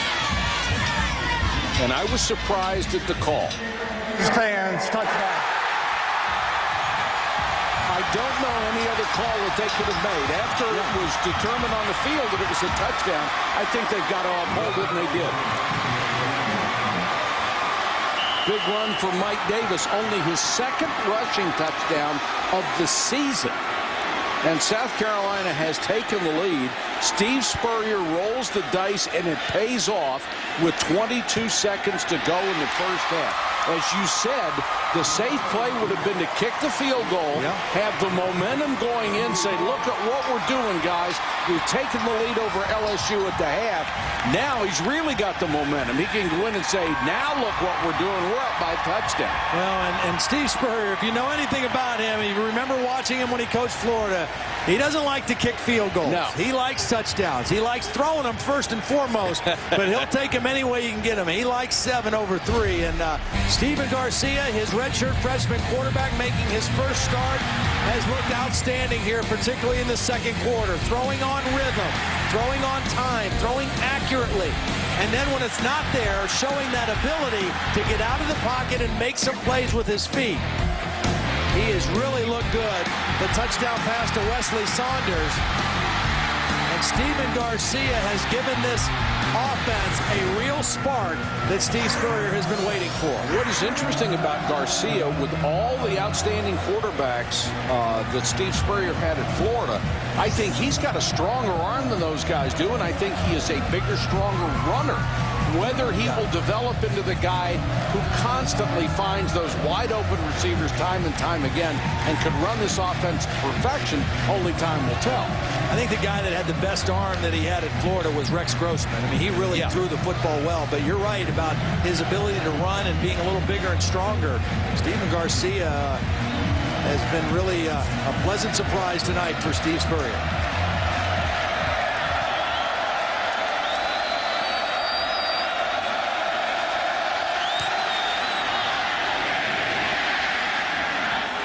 Holiday from the 5, in front of a big wedge. Takes it out to the 25. Now here's tonight's Good Hands flashback presented by Allstate. We'll take you back to 1994 in Baton Rouge. It was a rain-soaked game. The Gamecocks trailed LSU all night until Stanley Pritchett's 1-yard plunge made it 18-17. South Carolina's defense would hold, highlighted by Terry Cousins' 2 fourth-quarter interceptions. The second securing the win for head coach Brad Scott and the Gamecocks. South Carolina won 18-17. You talk about momentum. Not only does South Carolina have the momentum with the score right before halftime, and LSU has the turnover by Jarrett Lee to kind of go in and try to regroup from. South Carolina, because they deferred when they started the game, will start the second half with the football. So a great opportunity to build on that momentum in the third quarter. And you have given the world of confidence to your redshirt freshman quarterback in his first start. He has been sensational in the first half. Well, you've got 2 redshirt freshman quarterbacks playing. Jarrett Lee for LSU is making his 3rd start. Steven Garcia for South Carolina making his first start.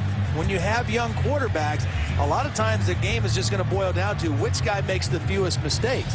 Now, South Carolina has to lean on Garcia a little bit more maybe than LSU does on Jarrett Lee, because LSU has a better running game coming into the game, maybe a stronger offensive line.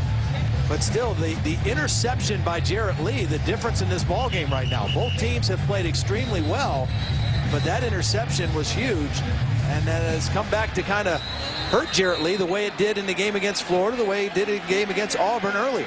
It wasn't a pick six, but it led to the touchdown. Now with only 4 seconds left, LSU still has to go 65 yards, and South Carolina rushes 3 and drops 8.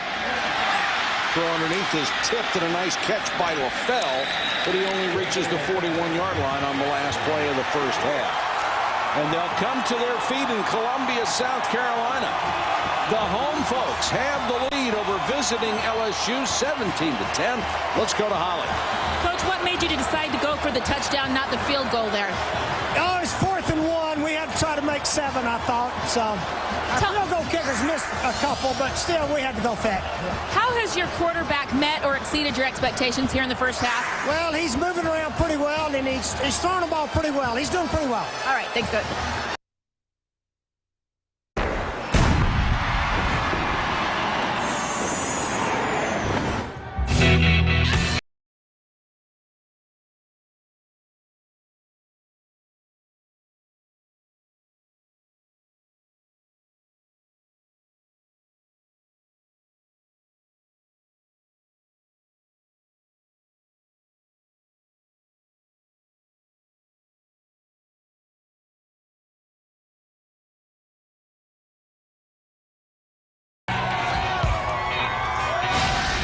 back to ESPN College Football Prime Time, presented by Hampton Hotels. Our first half stats, and South Carolina with 212 yards to 179 of LSU.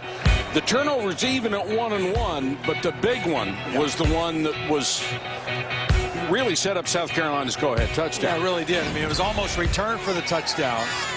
But South Carolina able to put that touchdown across right before the end of the half to take the 7-point lead. And those are the kind of turnovers that really are difficult to overcome against a good football team. And we're seeing two good football teams in the game tonight. Sure are. South Carolina will get it first. Captain Munnerlyn is deep and has to retreat 6 yards deep in the end zone. He'll take it there. And the Gamecocks will start at the 20-yard line. Coming out party tonight for a South Carolina quarterback that Steve Spurrier told us earlier this week, and he said this several times, gives us hope. Yeah. And after seeing him, boy, does he ever. He really does. I mean, he's a nice player. He's got a great arm. He can make all the throws Steve wants in the offense, and he's got the mobility to make plays when the protection breaks down. It'll be interesting to see if he continues to play within himself, within the framework of the offense. He still is a redshirt freshman, and this still is his first start. Let's see if he can avoid the big mistake that bit Jarrett Lee right before the end of the first half.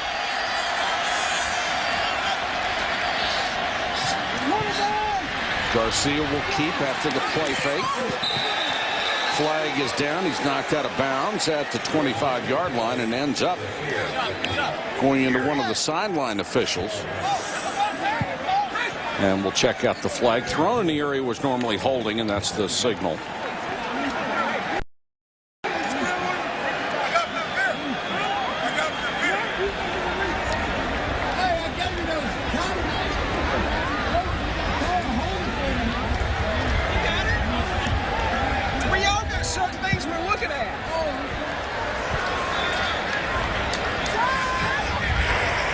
During the run, holding, number 84 offense, 10-yard penalty, we play first down. Jared Cook, the tight end. Yeah, it's going to be right here. We've seen him get some good blocks on the perimeter earlier in the game. That time he got his hands on the outside of Chris Hawkins, number 29, and that drew the flag.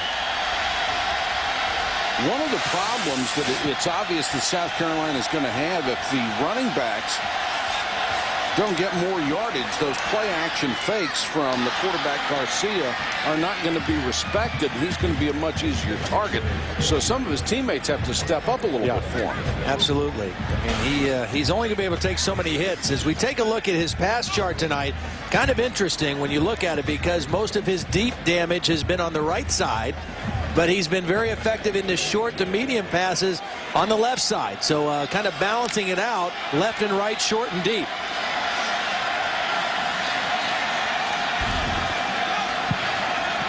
Second and long. Garcia in the shotgun. He's got Bobby Wallace, number 22, back with him. Pressure coming. Garcia keeps the play alive, taken down at the 12. Flag down, looked like a face mask. Or was it a horse collar? Well, whatever it is, if it's against LSU, it's a costly penalty because they've really got South Carolina backed up. Nice job of pressuring Garcia. Personal foul, horse collar tackle, 24 defense, 15-yard penalty, automatic, first down. We knew this was a new rule this year, but this is the first time that we've seen it called in a football game. And there it is, right in the back. He has the back of the jersey. And that rule is to prevent injury. The tackle was made by Derry Beckwith, the outstanding middle linebacker who was just back for his second game after being injured. Well, you can grab the jersey and pull somebody down. You just can't get it hooked in behind the underneath the shoulder pads. Quick throw out to the flat to Barnes. Barnes struggling for that first down. Got close, but looks like he'll be about a yard shy. Let's go to Holly. Well, guys, I caught up with LSU coach Les Miles at the half. I asked him what they need to improve on, and he said particularly some of their defensive coverage. He said, we've let their big tight ends loose. They've hurt us. We already saw an adjustment just there. I saw Hawkins right on the pocket of Jared Cook. I asked him what he told his quarterback, Jarrett Lee, about that costly interception. He said, I told him, we need you to win this game. You're going to have to make throws for us to win. You cannot make that kind of a throw. You've got to correct it. Davis. Enough for a first down up at the 37-38-yard line. Marlon Favorite made the tackle. I'll just go back to that penalty on LSU. It was such a critical penalty. It was 2nd and 19. They had South Carolina backed up. Probably Steve Spurrier was going to call something conservative for Steven Garcia on their first possession of the second half. Instead, the penalty gave him an automatic first down.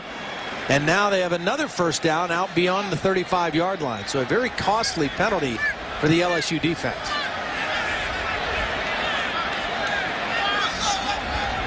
Redshirt freshman changing plays. Garcia making the first start of his career and doing brilliantly. Cook stays in bound, fights for extra yardage, ends up picking up 7 before he's brought down by Harry Coleman. The 4th catch of the night for the 240-pound tight end. And his 30th catch on the season, the leading receiver for this South Carolina team, and it's been the same route. The short crossing route right in front of the face of the quarterback, Garcia. And every time Garcia has hit him in stride where he can catch it and continue to run and turn it upfield.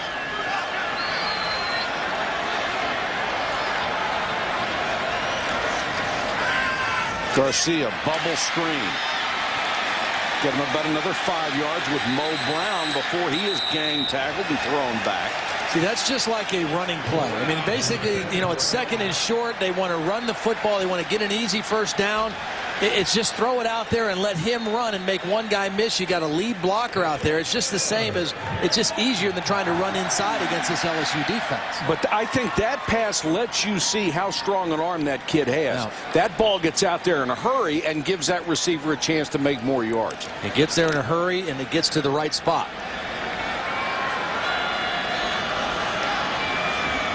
South Carolina with an impressive drive so far to start the second half. They have reached the LSU 47. That play was messed up on both offense and defense. It looked like there were people moving all over the place. 2 flags are down. Now, see, they're going to call a late hit, and I don't agree with that. They called the late hit on Harry Coleman. And when I was watching this, now Steve Spurrier was calling for it. It was right on his sideline, and he was out calling for that penalty. I didn't think this was a late hit. Garcia was throwing the football away, and I thought the contact was pretty simultaneous with the throw. We had 2 fouls on the play. Had illegal motion, number 5 on the offense. Had a personal foul, roughing the passer, number 24 on the defense. Those penalties offset first half. The bottom line is another costly penalty on LSU, because otherwise it would have been a 5-yard penalty. Here's the throw. Well, he did go high. He went high. Yeah. It wasn't so much that it was late, it was where the hit took place. He did hit him up high around the head. Yeah, it was helmet to helmet, and you simply can't do it. It was a good sales job by Coleman. He got up and acted very innocent, like he hadn't done anything. Well, he had me fooled, so I saw it again.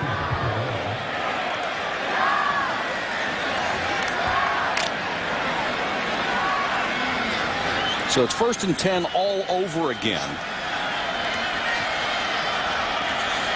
I really think they need to look at that rule, too. Motion penalty for 5 yards and a roughing the quarterback penalty should not offset each other. Yeah. See, that's why you see after that play, they run it on first down inside, they gain nothing. 1 yard maybe. That's why you're seeing a lot of these quick screens. Garcia getting the ball out there quickly to a receiver with 1 blocker in front. That's more effective than trying to run the ball inside. Sure. In the NFL, by the way, they do not offset a minor and a major penalty against each other. They enforce the major.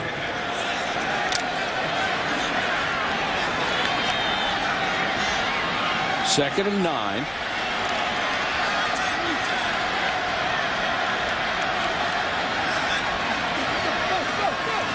Garcia rolling the pocket under a lot of pressure, cuts it upfield. Ball's loose. They ripped it out on him. They ripped it out on him. He was carrying the football, and they really went in there and ripped the football out of Garcia's arm. And he's still down. Perry Riley with the recovery. This was a corner blitz from the backside. They really brought pressure on him, and as he turned upfield, there were 2 or 3 LSU Tigers wrapping him up, and the ball is stripped out by Chris Hawkins, number 29. He's the guy that just went in there with one intent only, and that was to rip the football out. He knew that there were 2 other guys to tackle Garcia, and Hawkins went in and just ripped that football right out. And there's the big mistake by the South Carolina young quarterback. Can LSU capitalize? Murphy will get the carry, and he is gang tackled as he is unable to turn the corner against South Carolina, and Garcia will now be tended to on the sideline. And that's one of the problems you have with a running quarterback that's going to carry the ball so many times. He gets hits when he throws, and he gets hit when he runs the football. And he's taken a few shots tonight. South Carolina showing 8-man front again, bringing that extra safety. Emmanuel Cook up near the line of scrimmage.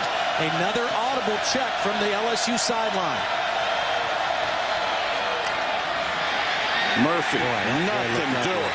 That play looked ugly. It was a bad exchange between Brett Helms, the center, and Jarrett Lee, the quarterback. Lee almost dropped it on the way back, then almost had a fumble in the exchange to the tailback, and that play was not pretty from start to finish. And Eric Norwood was the first of 5 guys that just ate him up. Norwood and Cliff Matthews from the defensive end spot.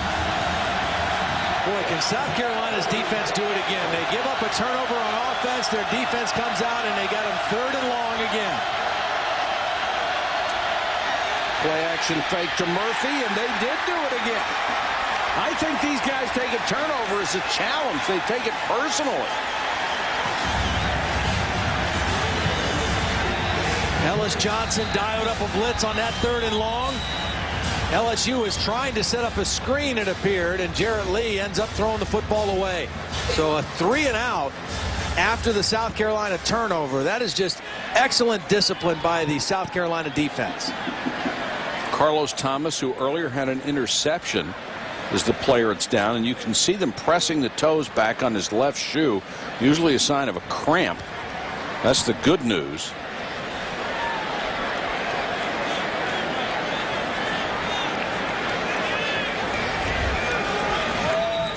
Holly Rowe, what do you have? Well, after that fumble, you saw Steven Garcia doubled over here on the sideline. He didn't want any help from the training staff. Looked like he took a hard blow to the sternum or stomach area. He just collected himself here on the sideline. Steve Spurrier came over, gave him a nice earful after that turnover, but he appears to be just fine, other than a little bit of wounded pride. Well, Holly, as Todd pointed out early, you have to take what you get from Steve Spurrier. He has proven to be a tremendous quarterback coach, but he's not easy on him, and if you make a mistake, you're going to hear about it. Munnerlyn is deep, but they're going to whistle this play dead.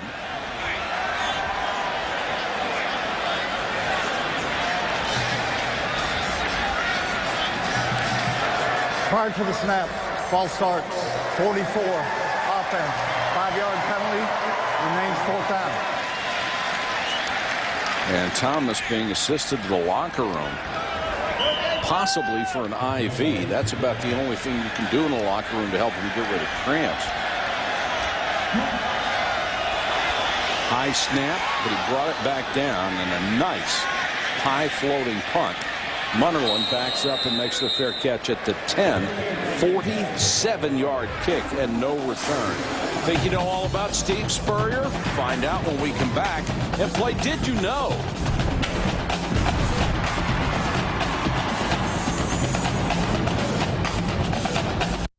This telecast is available in high definition. Brought to you by Pioneer's new Kuro. South Carolina will take over at its own 10, leading LSU here in Columbia. And they'll lose 4 on the handoff to Bobby Wallace. And the running backs unable to do almost anything. The only running game they've got is the quarterback Garcia. Well, LSU's defense, the last time on the field, they had South Carolina pinned down very much like this, but they let them out of there with a couple of costly penalties. Now a big loss of yardage play on first down, and they've got Stephen Garcia backed up inside his own 10 again. Let's see if the Tigers can flip the field a little bit and keep South Carolina in this part of the end zone. Davis is back in as the running back. They go with 4 wideouts. Garcia again with that crossing pattern. Got it this time to his best receiver, Kenny McKinley. And he's brought down by Chad Jones. They have used that pattern extensively tonight with great success. Yeah, they've mostly hit the tight ends. This time McKinley was in the slot. That ball just a hair behind McKinley because he was under duress. But McKinley still able to make the catch and turn it back to the inside. 3rd and 6, and Kenny McKinley is now second behind Sterling Sharp in yards. He had already passed the South Carolina great for a number of catches.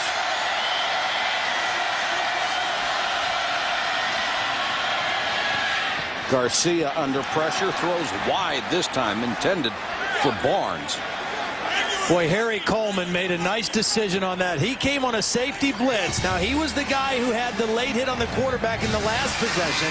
Watch Harry Coleman from the right of your screen. He has a clear shot at Garcia, and he pulls off and just runs by him. He doesn't even touch the quarterback. Garcia throws the ball too far outside. That was a guy who learned his lesson from the possession before. Harry Coleman on the safety blitz. Holiday, the #1 punt returner in the country, averaging 25-1, waits at his own 45-yard line. Poor kick. Picked up by one of the up men. A very, very bright play by Patrick Peterson, who's a defensive back. He saw that ball pop right toward him and took advantage of it. Great field position for LSU.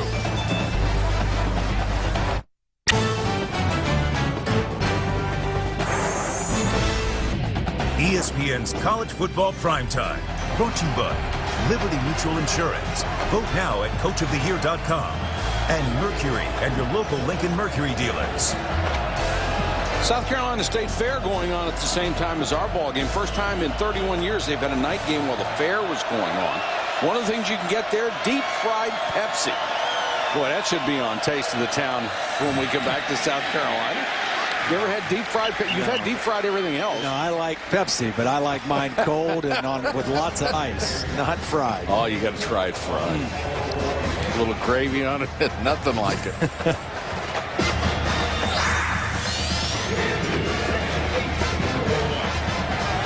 Boy, it's made traffic a nightmare tonight, I'll tell you that.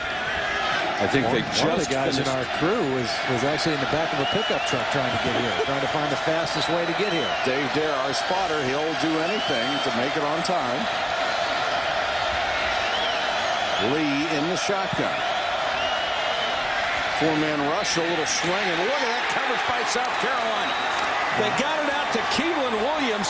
There were 3 defenders there, led by Norwood, and then the middle linebacker Jasper Brinkley got out there. What a diagnosis they made on this play. I mean, they read it right away. Did you see Norwood? He took about 3 steps towards the quarterback and then just peeled and made a beeline right for the receiver. They read it all the way. And this South Carolina defense, I'll tell you what, they're for real. Ellis Johnson, his first year as the defensive coordinator, has done a marvelous job with this defense. I've never seen a screen covered quite that well. Lee with a receiver deep. Oh, my goodness. Drop. Demetrius Byrd had a step and he couldn't hold it. Culliver and Munnerlyn were back on the coverage for South Carolina, but they were behind. Now, Demetrius Byrd ran right in between them, just split the defenders, and it's another beautiful throw by Jarrett Lee. And at the very end, Chris Culliver, number 17, is able to grab the arm of Demetrius Byrd and not allow Byrd to pull the football in. We've seen 2 deep throws by Jarrett Lee that have been perfect. One in the first half that Brandon LaFell dropped on a 3rd and long. That was 3rd and long, and Demetrius Byrd not able to bring it in. Bird is down. Munnerlyn is down. Culliver wouldn't even be here in a South Carolina uniform if he hadn't originally committed to North Carolina State, and then Chuck Amato was fired. He decided he was not going to go to NC State.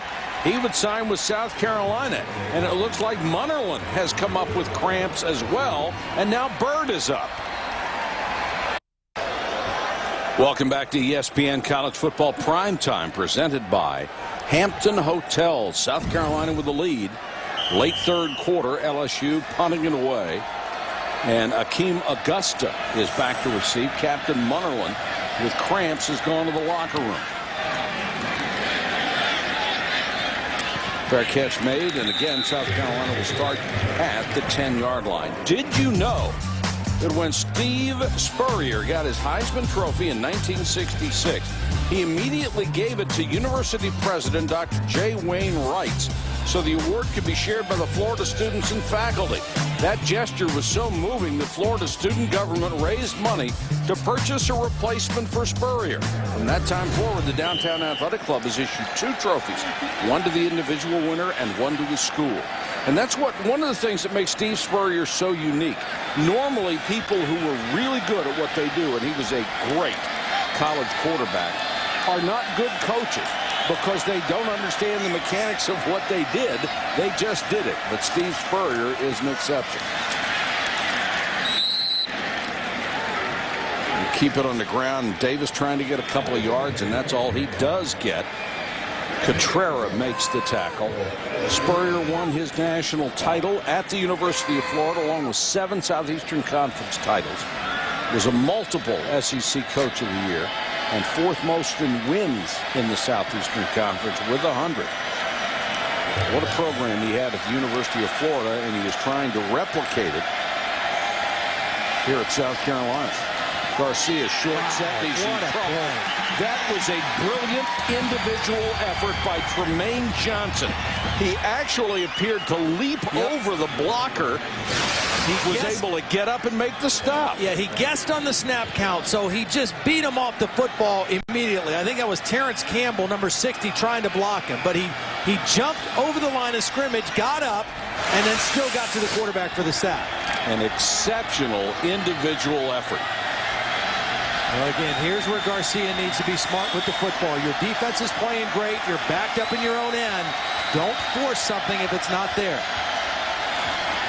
Draw play. Davis spins off a tackler. Back to the original line of scrimmage, +1. They'll have to kick from there. LSU's defense here in the second half looks a lot different than they did in the first half. I mean, they are more aggressive. They're going after Stephen Garcia. They've really shut down any running game that South Carolina has had. They're going to get really good field picked it up, position. haven't They have. And I would expect we'll see Andrew Hatch in this possession for LSU. They're going to have good field position. And one thing they've done pretty well tonight is run the option with Andrew Hatch. I expect to see it this offensive set. South Carolina's running backs have gained only 19 yards tonight. Trendon Holiday driven back to his 39. This kid with the blinding speed and the NCAA's best average, but not this time. He returns at 8 yards after a punt of 50, and we'll check in with Reese Davis. Mike, nobody in the storied history of Texas football has accounted for more touchdowns than Colt McCoy. There is number 82 of his career, breaking Vince Young's record. I only bring that up because the outcome of this game is no longer in doubt. Missouri just scored, as I said that. It's 42-16 now. Jason Varitek's gone yard. Red Sox trying to force a Game 7. They're leading the Rays 3-2 in the 6th.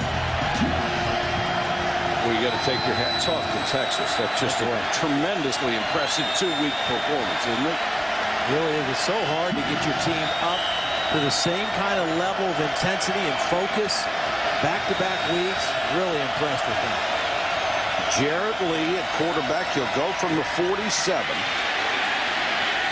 Keelan Williams, midfield for about 3.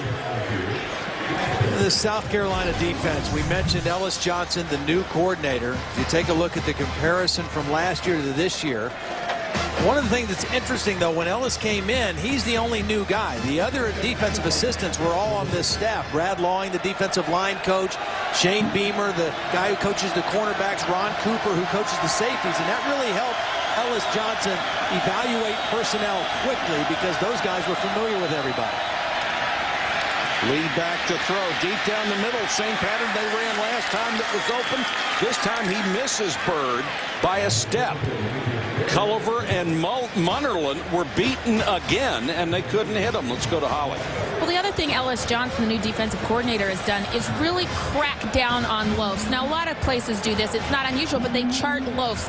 That means not running to the football, but he takes it a little bit farther. He wants an all-out sprint to the football, not just jogging. He said their first scrimmage, they had 67 loafs. The second, they were down to 37, and now it's about 10 per game. Guys, they got his message. You better fly to the ball. Yeah, Holly, they've been flying tonight.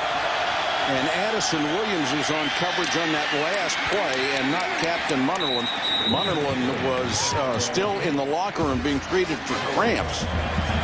This pass completed to Dixon, the tight end, and he's got the first down. Yeah, this is a nice read by Jarrett Lee. The first time we've called Dixon's name tonight, it's a blitz. He gets right in between the linebackers, and Jarrett Lee finds him for the first down.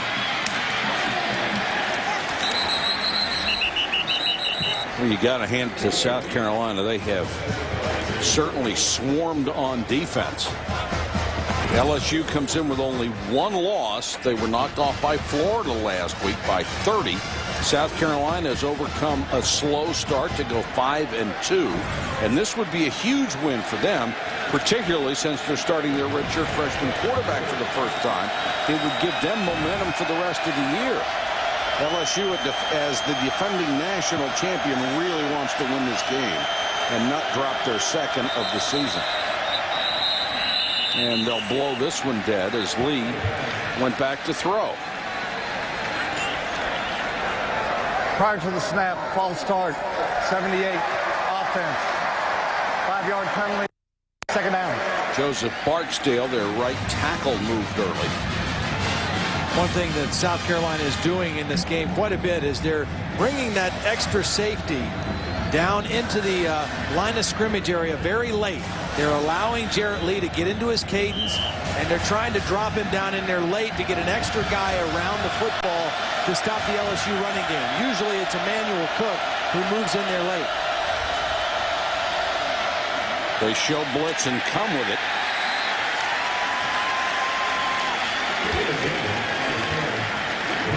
Tackle made by Jordan Lindsay, the defensive end, the twin brother of Dustin Lindsay, the linebacker. Second set of twins they have had here recently playing defense. Casper and Jasper Brinkley were the others. Casper used up his eligibility a year ago. He's on the practice squad of the Carolina Panthers. 3rd and 11, a huge third down here. LSU has been throttled on offense. Lee under some pressure, throws over the middle and complete. What a tremendous throw. Terrence Tolliver with the catch. He's the tall receiver, 6'5", and he had to go up in the air and get that one. It was right before the half. Lee was trying to hit Tolliver and threw it high and behind him. This one was high, but it was in front of Tolliver where he could still go up and snatch the football. And that one had to be high. It was well covered. This one goes out in the flat to Keelan Williams. And Williams will pick up almost 9 yards. Williams getting a lot more action tonight than what he's received through the first 5 games this year, as we see one of those defensive stalwarts for South Carolina, Eric Norwood, down. Well, we have seen several South Carolina players down. This week on Monday Night Football, Jake Cutler and Brandon Marshall will lead the Broncos' high-powered offense against Matt Castle, Randy Moss, and the New England Patriots. Monday Night Football on ESPN at 8:30. Our coverage starts at 7 Eastern with Monday Night Countdown delivered by UPS. Sometimes you will hear a fact that blows your mind. When Matt Castle took over at quarterback for New England, It was his first start since high school. Oh my God. It's just amazing it is. that he would be in the NFL with a team that great, and he hadn't even started a college game. Remarkable. Norwood is out on this second down and short, and Andrew Hatch is in for LSU, the running quarterback. Second and short, you got a lot of options open to you here. Scott the tailback, and he'll get the carry. Lowers his shoulder. It'll be first and goal at about the 7-yard line. The LSU really needs to capitalize on this drive with a touchdown because their defense has kept the football on this end of the field. They've stopped South Carolina deep. They've punted them deep. Then their defense has held them. Yep. They've gotten good field position every possession this quarter. They've got to capitalize here and tie the score up. They can't expect to have the same field position edge in the fourth quarter as they've had in the third. Hatch throws back against the grain, has a man wide open for a touchdown. Richard Dixon, the tight end. So Hatch, the running quarterback, rolls to his right, and they crossed him up. They sure did, and Richard Dixon did a beautiful job of selling the play because he actually showed block for a count or two before he released, and that really fooled the South Carolina defense.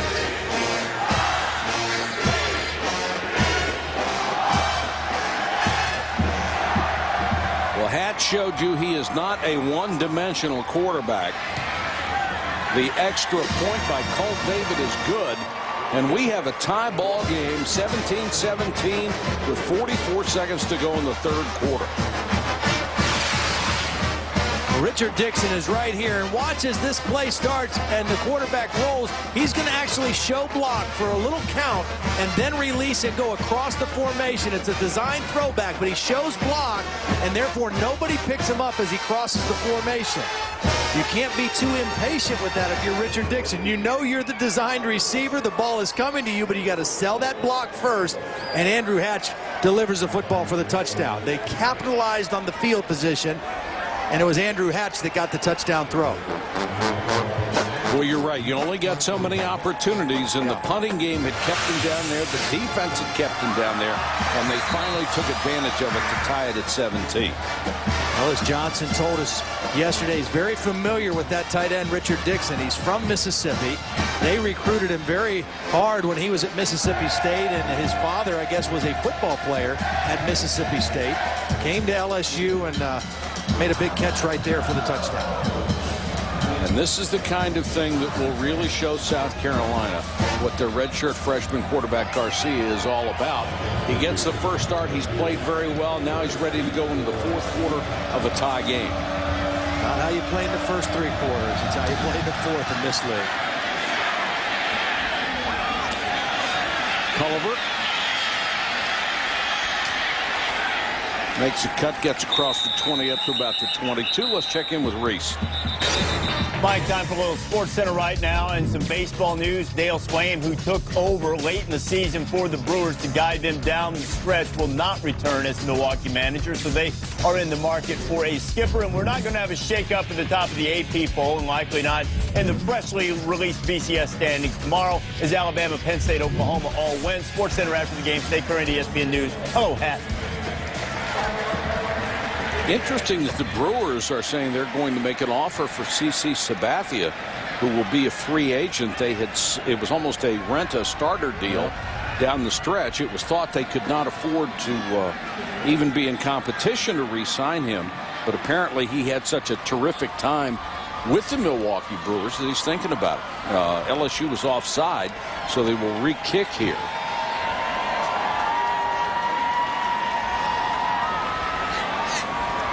Well, Steve Spurrier hopes because of that to get a little bit better starting field position for his offense than he's had this entire third quarter. It just feels like, I'm sure it feels like to him that he's been playing out of his own end zone the entire quarter. And, of course, that affects his play calling. Yeah, he doesn't want to do anything silly. Well, your defense is playing well. You've got a redshirt quarterback a freshman quarterback making his first start. So you want to try to protect him, but you don't want to just sit on the football. So, I mean, it really makes it difficult to call plays when you're backed up inside your own territory all the time. We have still seen no sign of Captain Munnerlyn. presumably in the locker room getting an IV for the cramps. So Culliver is back there to return. And it's taken by one of the up men across the 30 to the 35-yard line. Akeem Augusta, the ball came loose. Was he down, or did they get it back? At least they got it back if it was a fumble. It was a short kick. Looks like he's protected. It does come out. It is loose. It absolutely is on the ground. And it was another guy that was able to fall on it for South Carolina. No, Addison Williams, yes, a backup cornerback, in on the kickoff return team, and smartly falls on the football. Very, very fortunate for South Carolina.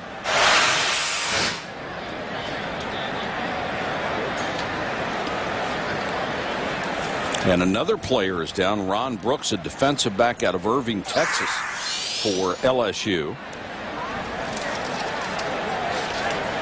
And it's not all that hot. We've seen a lot of cramps. This is obviously not that.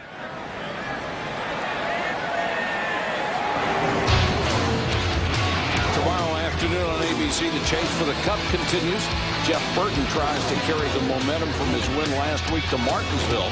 Chase for the NASCAR Sprint Cup at Martinsville tomorrow on ABC. Our coverage begins with NASCAR Countdown at 1 o'clock Eastern. Still pretty tight among the top three, at least. Burton and Biffle certainly with legitimate shots at it. I guess this guy, Carl Edwards, is a big Missouri Tiger fan. And tough night for him. Yeah, tough night for him. And he can't afford another loss like the Tigers. If he wants to stay in the championship hunt, he's got to get a win. Qualifying was rained out.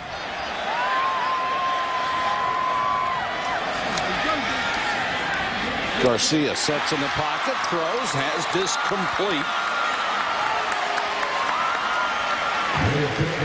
That's a good matchup for South Carolina. Jared Cook working on Jai Eugene.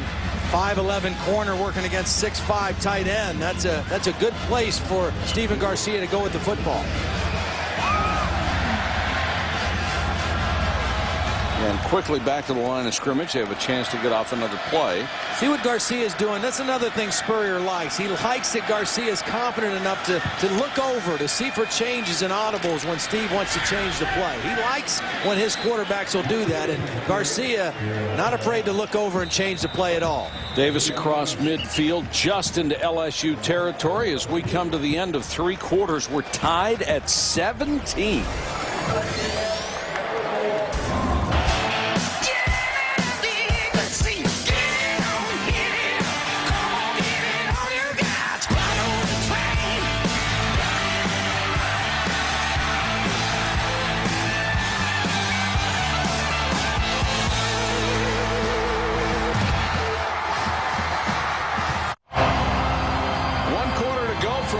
South Carolina, we're tied at 17. It has been a good week for some of the members of our ESPN primetime crew. On Tuesday, October 7th, one of our graphic operators, Ben Nelson, and his wife had a baby girl, Kendall Grace. This past Monday, our TD, Dean Peer, and his wife had a baby boy, Jesse Dean. Congratulations to Ben and Dean and their families. Good luck and good health. And down goes Stephen Garcia. Akeem Alim from his defensive end spot for the 5th LSU sack of the night. Well, here he is. He's going to come on an inside stunt. Tyson Jackson's going to go outside, and they really mix up the offensive front for South Carolina. Nobody picks him up, and he gets right to the quarterback. He's very quick off the football, but credit Tyson Jackson and his quickness going outside. They really set up the inside move for the sack. That really puts him in a hole. 3rd and 19, and South Carolina has given up 29 sacks, the most in the football bowl subdivision. Garcia pressured, somehow got away, and throws on the run. Man wide open, and it's dropped at the 30. They left the receiver when the quarterback scrambled for some reason.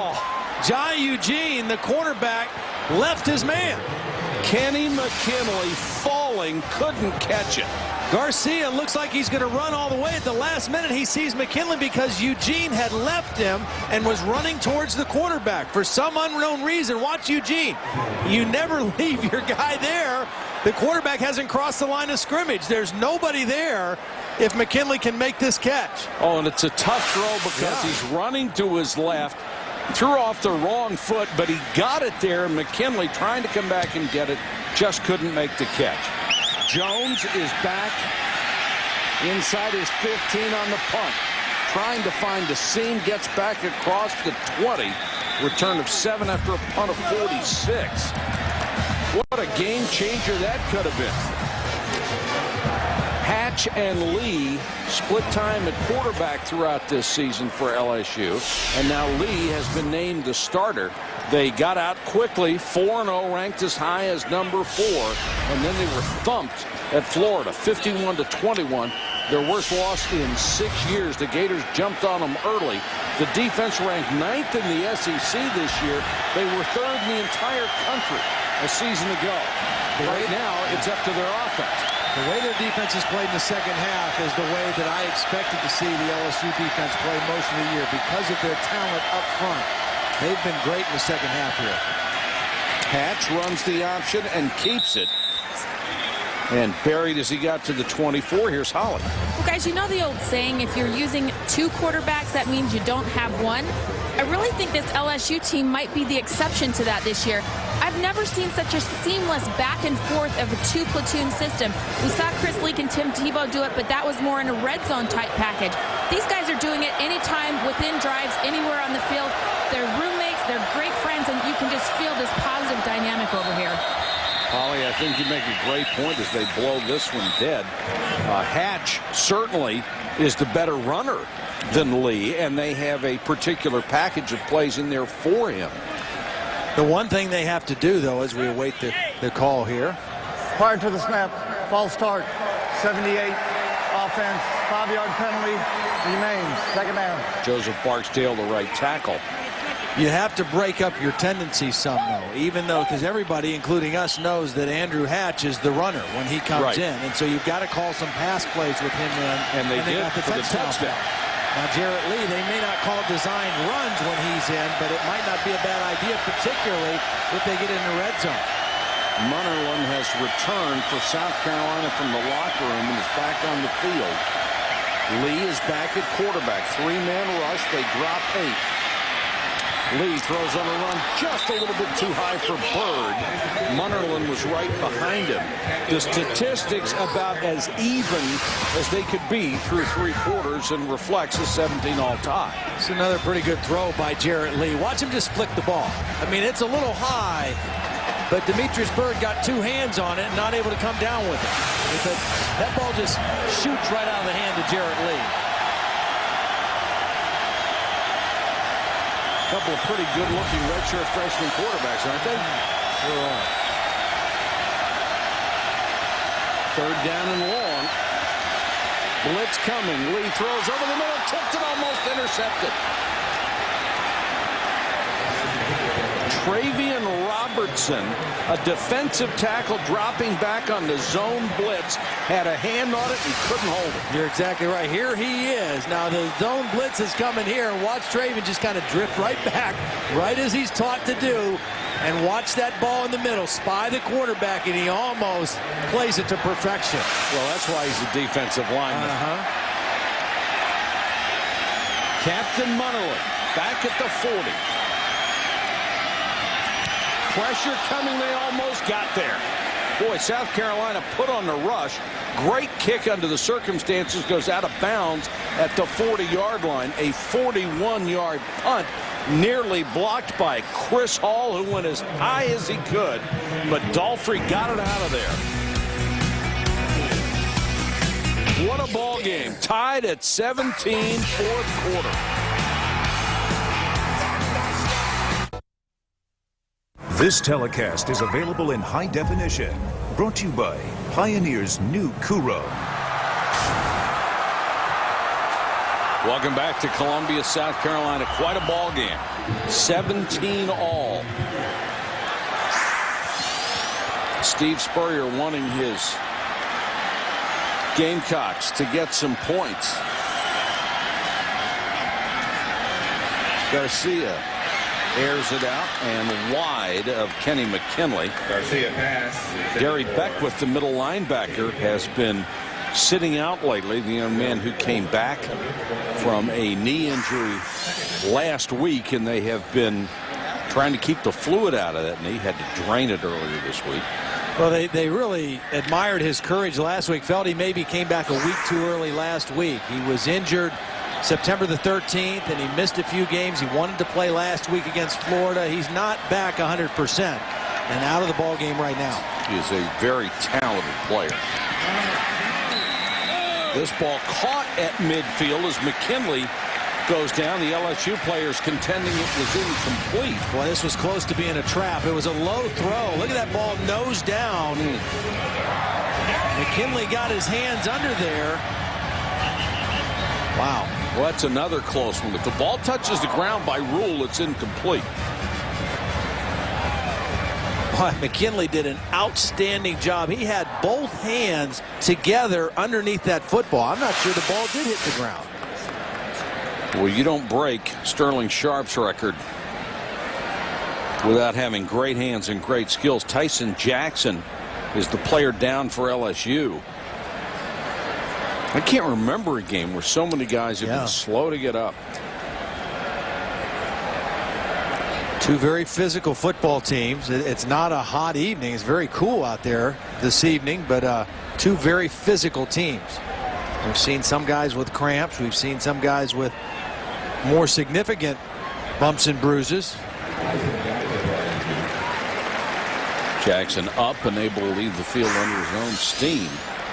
Came into the ball game the team leader with 2.5 sacks, added 2 more tonight.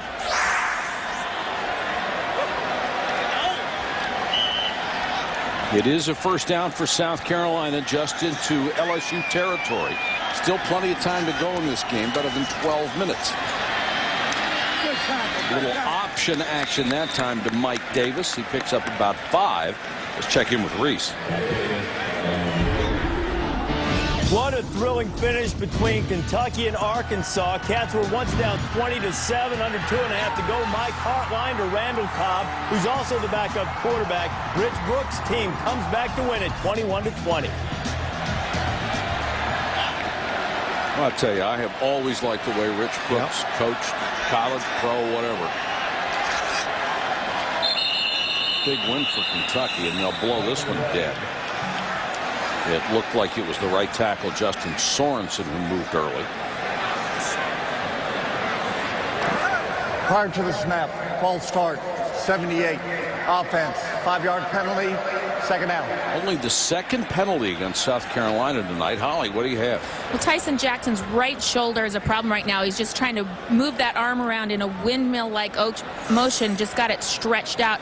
Looks like he will be able to return to play. Great news for LSU if he can come back. Preseason first team All-SEC defensive end. 2nd and 12 for Steven Garcia, the redshirt freshman out of Tampa. Throws that crossing pattern. Davis let it go through his hand, nearly intercepted. And right down on top of the grass, Perry O'Reilly, number 56, trying to sell the official on the idea that he did pick it, but nobody's buying. Garcia looks a little more rattled here in this second half than he did there in the second quarter. He's not setting his feet quite as much. He's not throwing quite as accurate. That one a little bit behind. Yeah, but as a quarterback, you got to have somebody catch that one, don't you? Yeah, you do. Now 3rd and 12. LSU crowding the line of scrimmage. Got 8 men up there. They come with a lot of them, and Garcia's going to be buried all the way back at the 35. Curtis Taylor and Harry Coleman, safeties, came right up the guard center gaps, and Garcia didn't have a chance. Yeah, here they are, both of them. They get in right there, right in between. They're bringing all-out pressure, playing man-to-man, and they're just saying, we believe we'll get to the quarterback before he can find an open man to throw it to, and they bet right. Mike Davis, the tailback, had a choice. He got one. You can't get both. Lanning to punt to Chad Jones. Signals fair catch and makes it at the 17-yard line. 45-yard kick. No return. LSU will take over. We're still tied at 17.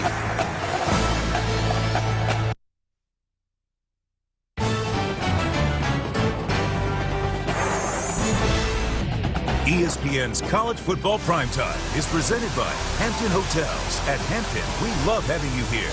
And in part by Taco Bell. Think outside the bun. Welcome back to Columbia, South Carolina. 17-17 in the fourth quarter. We have 10 minutes and 40 seconds to go. Big SEC ball game. LSU lost its first game a week ago. They do not want to make it back-to-back losses. South Carolina has already lost 2, but they are still in contention, particularly since it looks like their redshirt freshman quarterback Garcia has found a home. Jarrett Lee, another redshirt freshman at quarterback for LSU, and throws complete to LaFell. LaFell with a leaping catch out to the 33-yard line. Been a seesaw ball game. Jarrett Lee made the big mistake. This pass interception set up a South Carolina touchdown. And Garcia, particularly effective in the first half. Andrew Hatch, who's been alternating in quarterback. He's been the runner tonight, but he came in to throw a pass as they crossed up the South Carolina defense, and that's why we're tied at 17. Keelan Williams. Munnerlyn slows him up and gets some help. Reaches the 41. The yard to makes the 43. And we go inside 10 minutes. Ran behind big Herman Johnson that time, the left guard. Boy, we had a chance to visit with him. And pleasant guy. I mean, just gigantic. Thank goodness. I mean, as big a guy as you're ever going to sit in a room with. And he had his hair. You know, his hair was long and straight up and made him look even bigger. I mean, he was just huge. Herman 6'7", 375, at least that's the way he's listed. And he is, his teammates say he's the funniest guy on the team. Well, they'd say that anyway, wouldn't they? I mean, you wouldn't argue with it. If he told them to. Lee on the run, throws, has a man wide open, LaFell. The 30, the 25 to the 24, and Brandon LaFell got lost somewhere in the middle of the defense. There is a flag down, though. Offense, 2 players moving, never got set for 1 second. 5-yard penalty, second down. But that's coming back.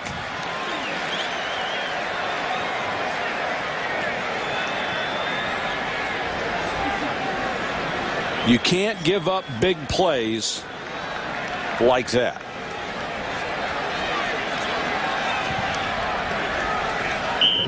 Well, you got to have everybody set for at least 1 second before you snap the ball. And Keelan Williams, the back, was moving before the snap and was not set.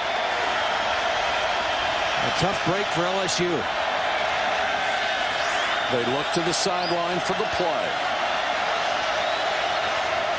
Lena shotgun with Keelan Williams with him, and they'll run the option. Williams. See, there's a changeup. That's the option with Jarrett Lee, not Andrew Hatch, and they got very close to another first down. See, you got to change your tendencies. If you're going to play 2 quarterbacks and one has certain strengths and the other one has others, you've got to change up. Watch Keelan Williams. I think he stepped out of bounds and they missed it. And that's what the crowd is reacting to the overhead shot on the scoreboard. Well, LSU would like to get a play snapped here quickly before they have a chance to review it, but they're standing over the ball. They're going to look at it. Oh, yeah. There he is.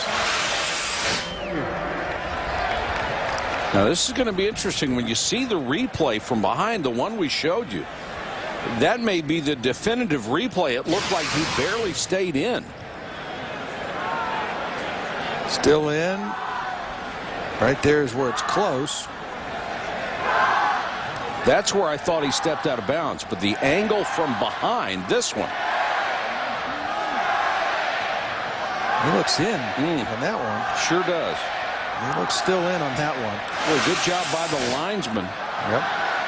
Tim Beard, the line judge right there. Thomas Ritter, our referee tonight, I think he's done a nice job. I actually saw him do something earlier in the game or in the last South Carolina possession that really impressed me, of a guy who's got control of the game and is trying to help a young player make a good decision, something he did with Steven Garcia. Here's a look at the foot of Keelan Williams, who is getting a lot more playing time tonight than he had previously. Only 17 carries coming into the ball game tonight. That looked like he was in. I think so. After review, the ruling on the field stands. Third down. I just love the college replay system. I think it is just about as good as it can conceivably get. It's far superior to the NFL. Third and short. It'll be interesting to see who's in at quarterback. It's Andrew Hatch. Third and short. You've got Charles Scott in at the fullback. I wouldn't be surprised to see him try to throw the ball to Scott out in the flat. He's not normally a fullback. They'll give it to him from the fullback spot, and he dives ahead for the first down up to the 44-yard line. So that gives you options. With Scott in there as the short man and Keelan Williams as the tailback, and now Jarrett Lee will come back in the ballgame. Normally Quinn Johnson is the blocking back for Charles Scott. Now they've got Scott in at the fullback, and they're going to just a quick handoff and give it to him. A nice little change up by Gary Croton, the offensive coordinator.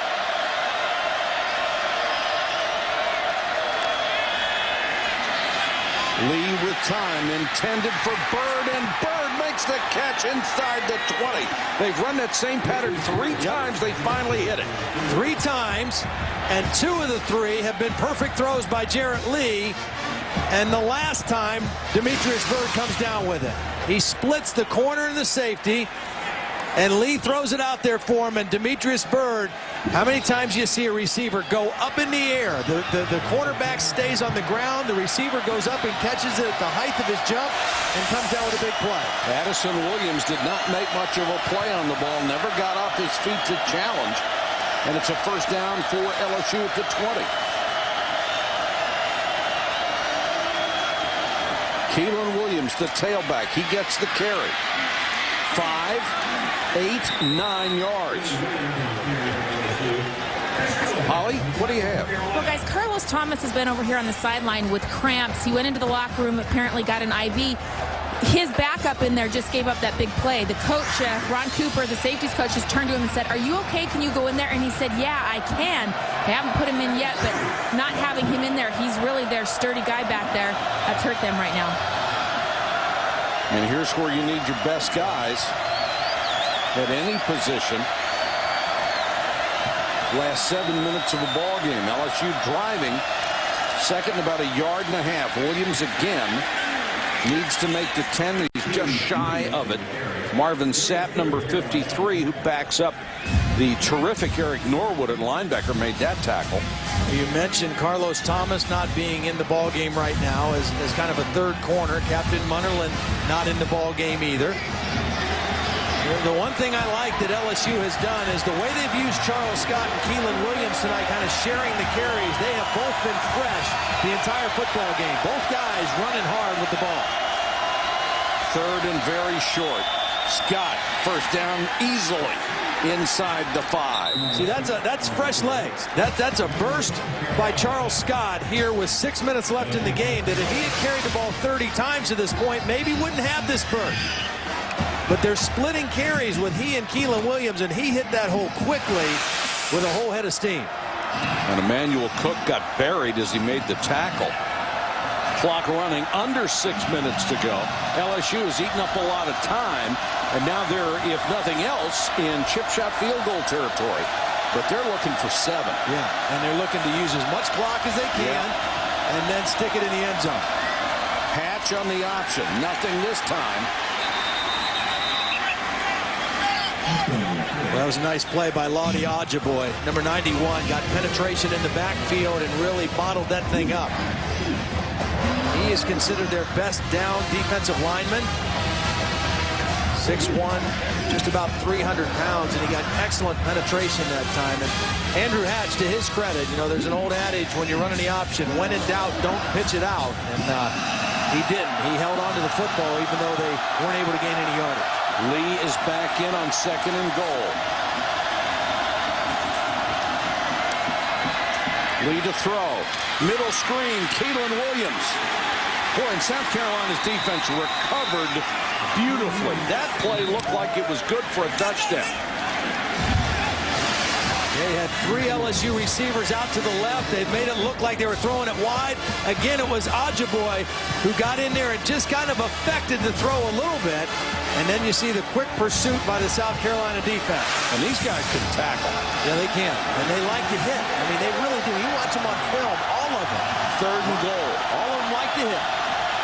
Drive so far has gone 81 yards. Hatch is back in.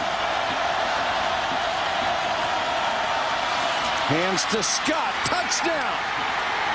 Boy, did you see how Andrew Hatch held that read? I mean, he kept that ball in the back's belly for as long as he possibly could before he pulled his hands out and let him run the football. He made it look like it could be a quarterback run real long. Watch, ride it, and then at the last minute, leave it in the belly and let Charles Scott run it into the end zone. That little move by the quarterback helped to freeze the defense just a hair. And let me go back to Holly Rowe's earlier point. This has been a seamless alternation of quarterbacks. It was a great point she made from down there. When Hatch has come in, I mean, they haven't had any delay of game penalties. They haven't lost any momentum. Nobody has come in and made any center to quarterback exchange problems. Nothing. They have played very, very well with 2 quarterbacks.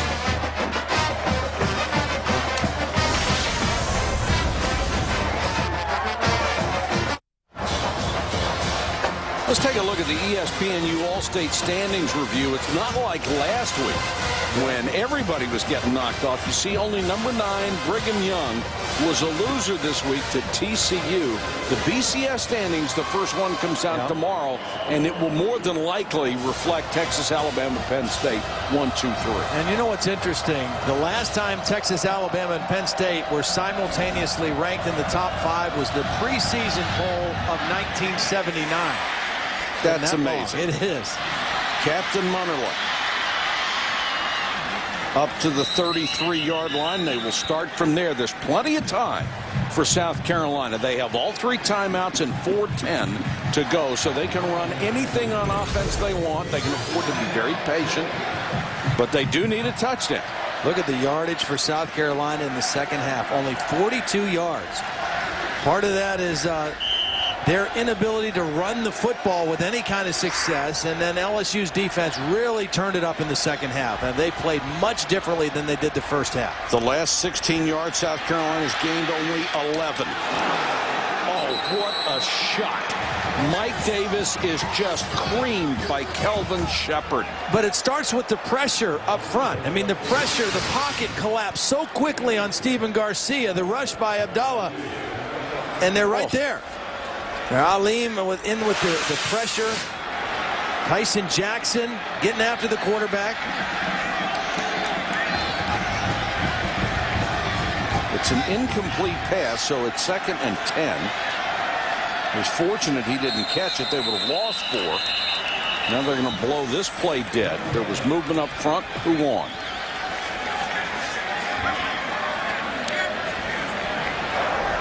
Dead ball. Snap infraction on the offense. 5-yard penalty. Remains second down. It's on the center, Garrett Anderson. You see the frustration on Steve Spurrier's face. And see, right now for LSU, this is really hard for South Carolina because LSU knows, number 1, we've got a touchdown lead. Number 2, South Carolina has no threat to run the football, so we are going to really rush the quarterback with our front 4. Exactly. Garcia hangs in the pocket, intercepted, picked off by Curtis Taylor, who jumped the route And Todd, just as you said, there's no threat of a running game. You sit back there. If you pick the right route, you can jump it, and he did.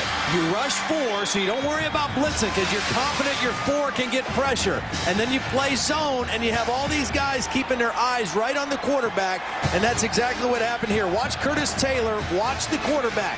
He sees his eyes. He sees he wants to go at the ball, and he steps right in front of the intended receiver, Jason Barnes.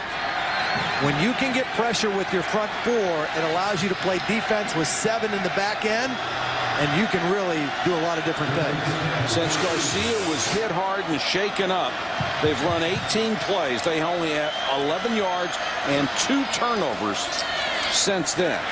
And now Keelan Williams breaks it straight up the middle for 11. LSU trying to salt it away.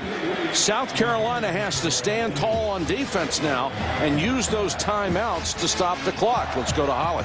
Well, Todd, you're talking about that pressure that LSU's defensive line was able to get on. They have a major league speed package in on that play. They've moved their defensive end, Tyson Jackson, into tackle. They've got Tremaine Johnson, another defensive end, also in at tackle. They had 3 defensive ends in there playing that 4-man front. Boy, that was a lot of speed on the field. Well, they have really turned it up in the second half, Holly. And I'll tell you what, these 2 defensive coordinators, Doug Mallory and Bradley Dale Pivotal, both took some heat this week. They gave up 51 to Florida last week. And they looked slow. They looked confused. They looked out of sync at times. And they looked a little bit that way in the first part of this ball game. But in the second half, they have been dominant. The way that the LSU team looked defensively last year, dominant, making big plays, pressuring the quarterback, forcing turnovers. And I think once they made up their mind that none of the South Carolina running backs was going to hurt them, that they could really take a beat on Garcia. Well, and not only that, the only guy that was going to hurt them running it was Garcia. Right. And once they kind of got a better feel for how he ran and when he liked to leave the pocket, they just really shut him down, made him one-dimensional the rest of the game. Using every second here, and Keelan Williams will dive toward the 20. That's a first down. Now, with the 40-second play clock, without timeouts, 2:20 is what you can take off the clock. And Steve Spurrier is going to have to burn them all on defense and hope for something good to happen, perhaps a miss or blocked field goal at best.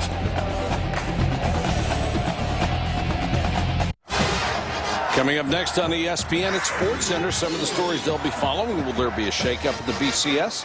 Doubt it. Do or die for Boston, and the Cowboys talk Romo. Better than talking Tio. Yeah. Had just or about Ocho. enough. Tio or Ocho? No, I can go for Ocho. Tio, I've just had enough. Enough is enough. South Carolina with 2 timeouts left, and they're going to have to use them on defense. They found something in the middle there with Scott. He's been able to lower that shoulder and burrow for 5, 6, 7, 8 yards every time he's touched it in the fourth quarter.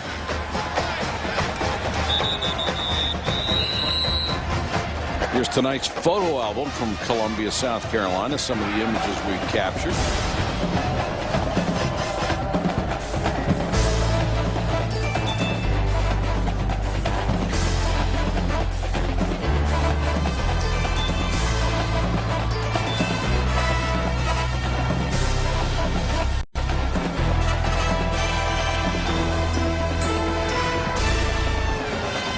Comeback for LSU, actually. It looked like South Carolina had all the momentum, everything going for it, including a big home crowd, but LSU has stood up.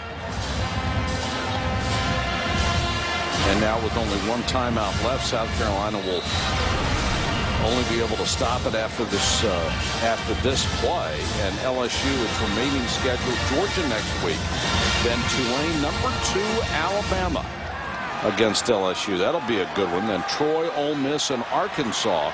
So LSU still has a chance to rack up a great record this year. Hatch is back in. Second down, call it 6.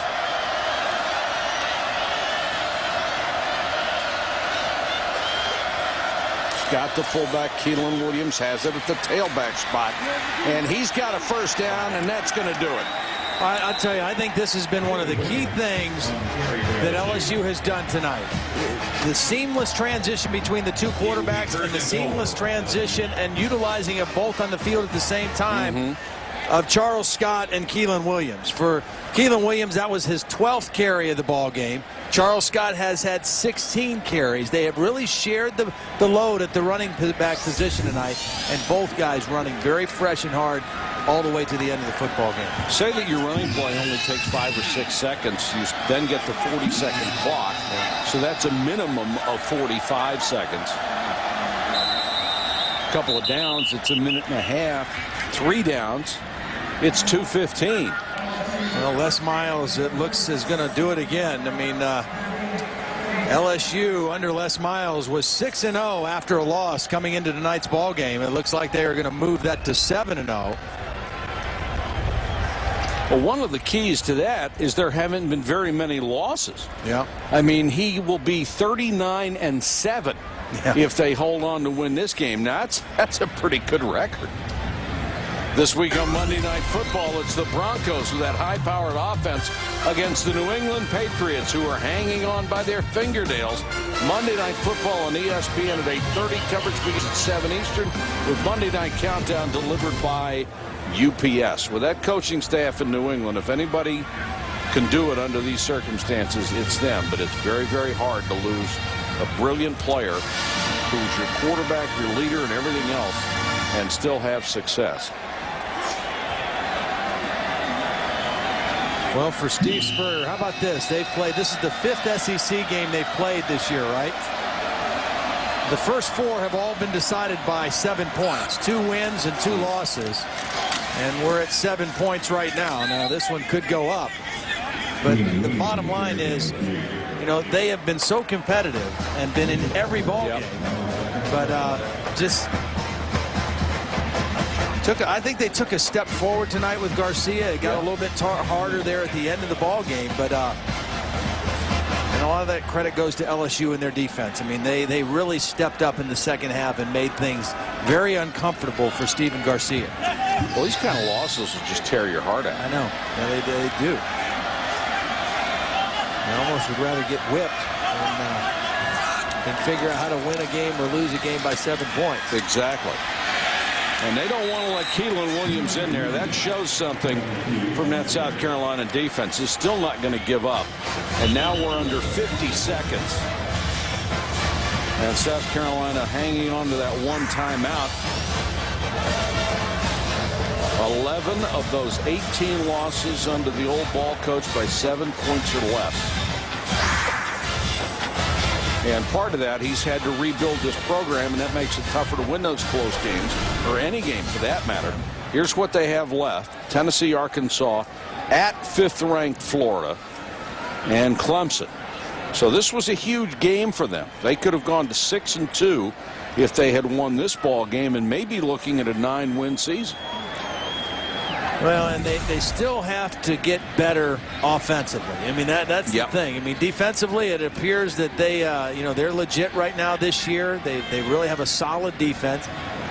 They've got a good, promising young quarterback, but they don't have much of a running game. And, you know, until they get better balance running and passing, that's the thing. You think about Steve Spurrier. You think of his days at Florida, and you think, oh, he loved to throw the football, and they threw touchdown passes. Yes, they did, but they were a well-balanced football team. Yes, they were.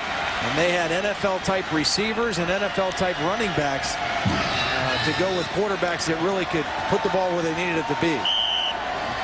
They still need to make major improvement offensively here to get where they want to be.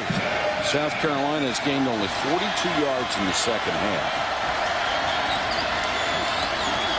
48 seconds to go. The Gamecocks have used their last timeout. Keelan Williams goes to the 1. Now, when they mark it ready for play, the 40-second clock starts, and it looks like there is a 1-second difference. So they are going to have to snap the ball, but that's all they have to do.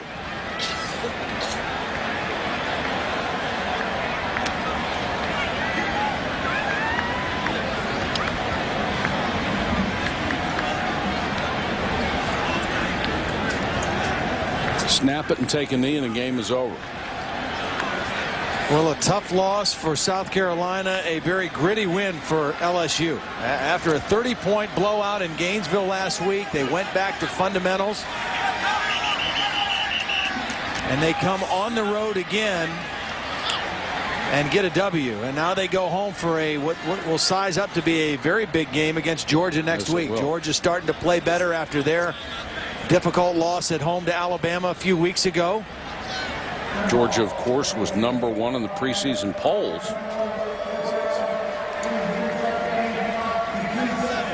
They'll put 2 seconds back on the game clock, and all LSU has to do is avoid a disaster on the snap to preserve this victory. And Les Miles will rack up another win on the road, and they get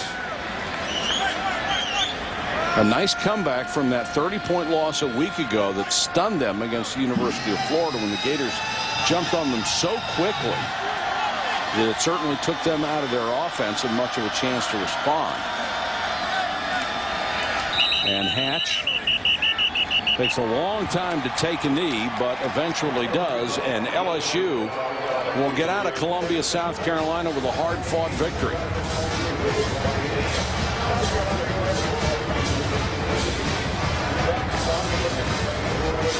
South Carolina will go home disappointed with the loss, but LSU and Les Miles, Holly, will be able to take home this victory. Well, Coach, you guys were down by 7 at the half, and Garcia had been effective running and throwing the football. What changed for you defensively that turned that around? A couple small adjustments didn't allow him to get to the perimeter. You know, we really talked about our rush lanes, but yet we still came after him. We came up the center when he passed. Both quarterbacks really working in tandem tonight. How would you describe the effectiveness of both of your quarterbacks? Well, you know, sometimes we made a couple mistakes. I'd like to have those plays back, but I think both guys showed poise and played well. I'm really pleased with how Hatch managed the back end of the game.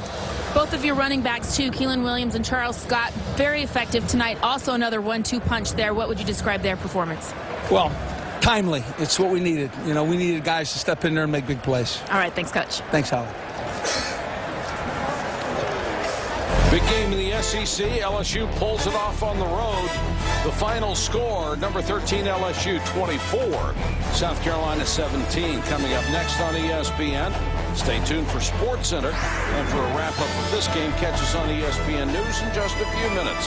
This has been a presentation of ESPN, the worldwide leader in sports. Our thanks to Ken Dennis, who directed tonight's ball game. For Todd Blackledge, Holly Rowe, and our entire ESPN crew, this is Mike Patrick. Good night from Columbia.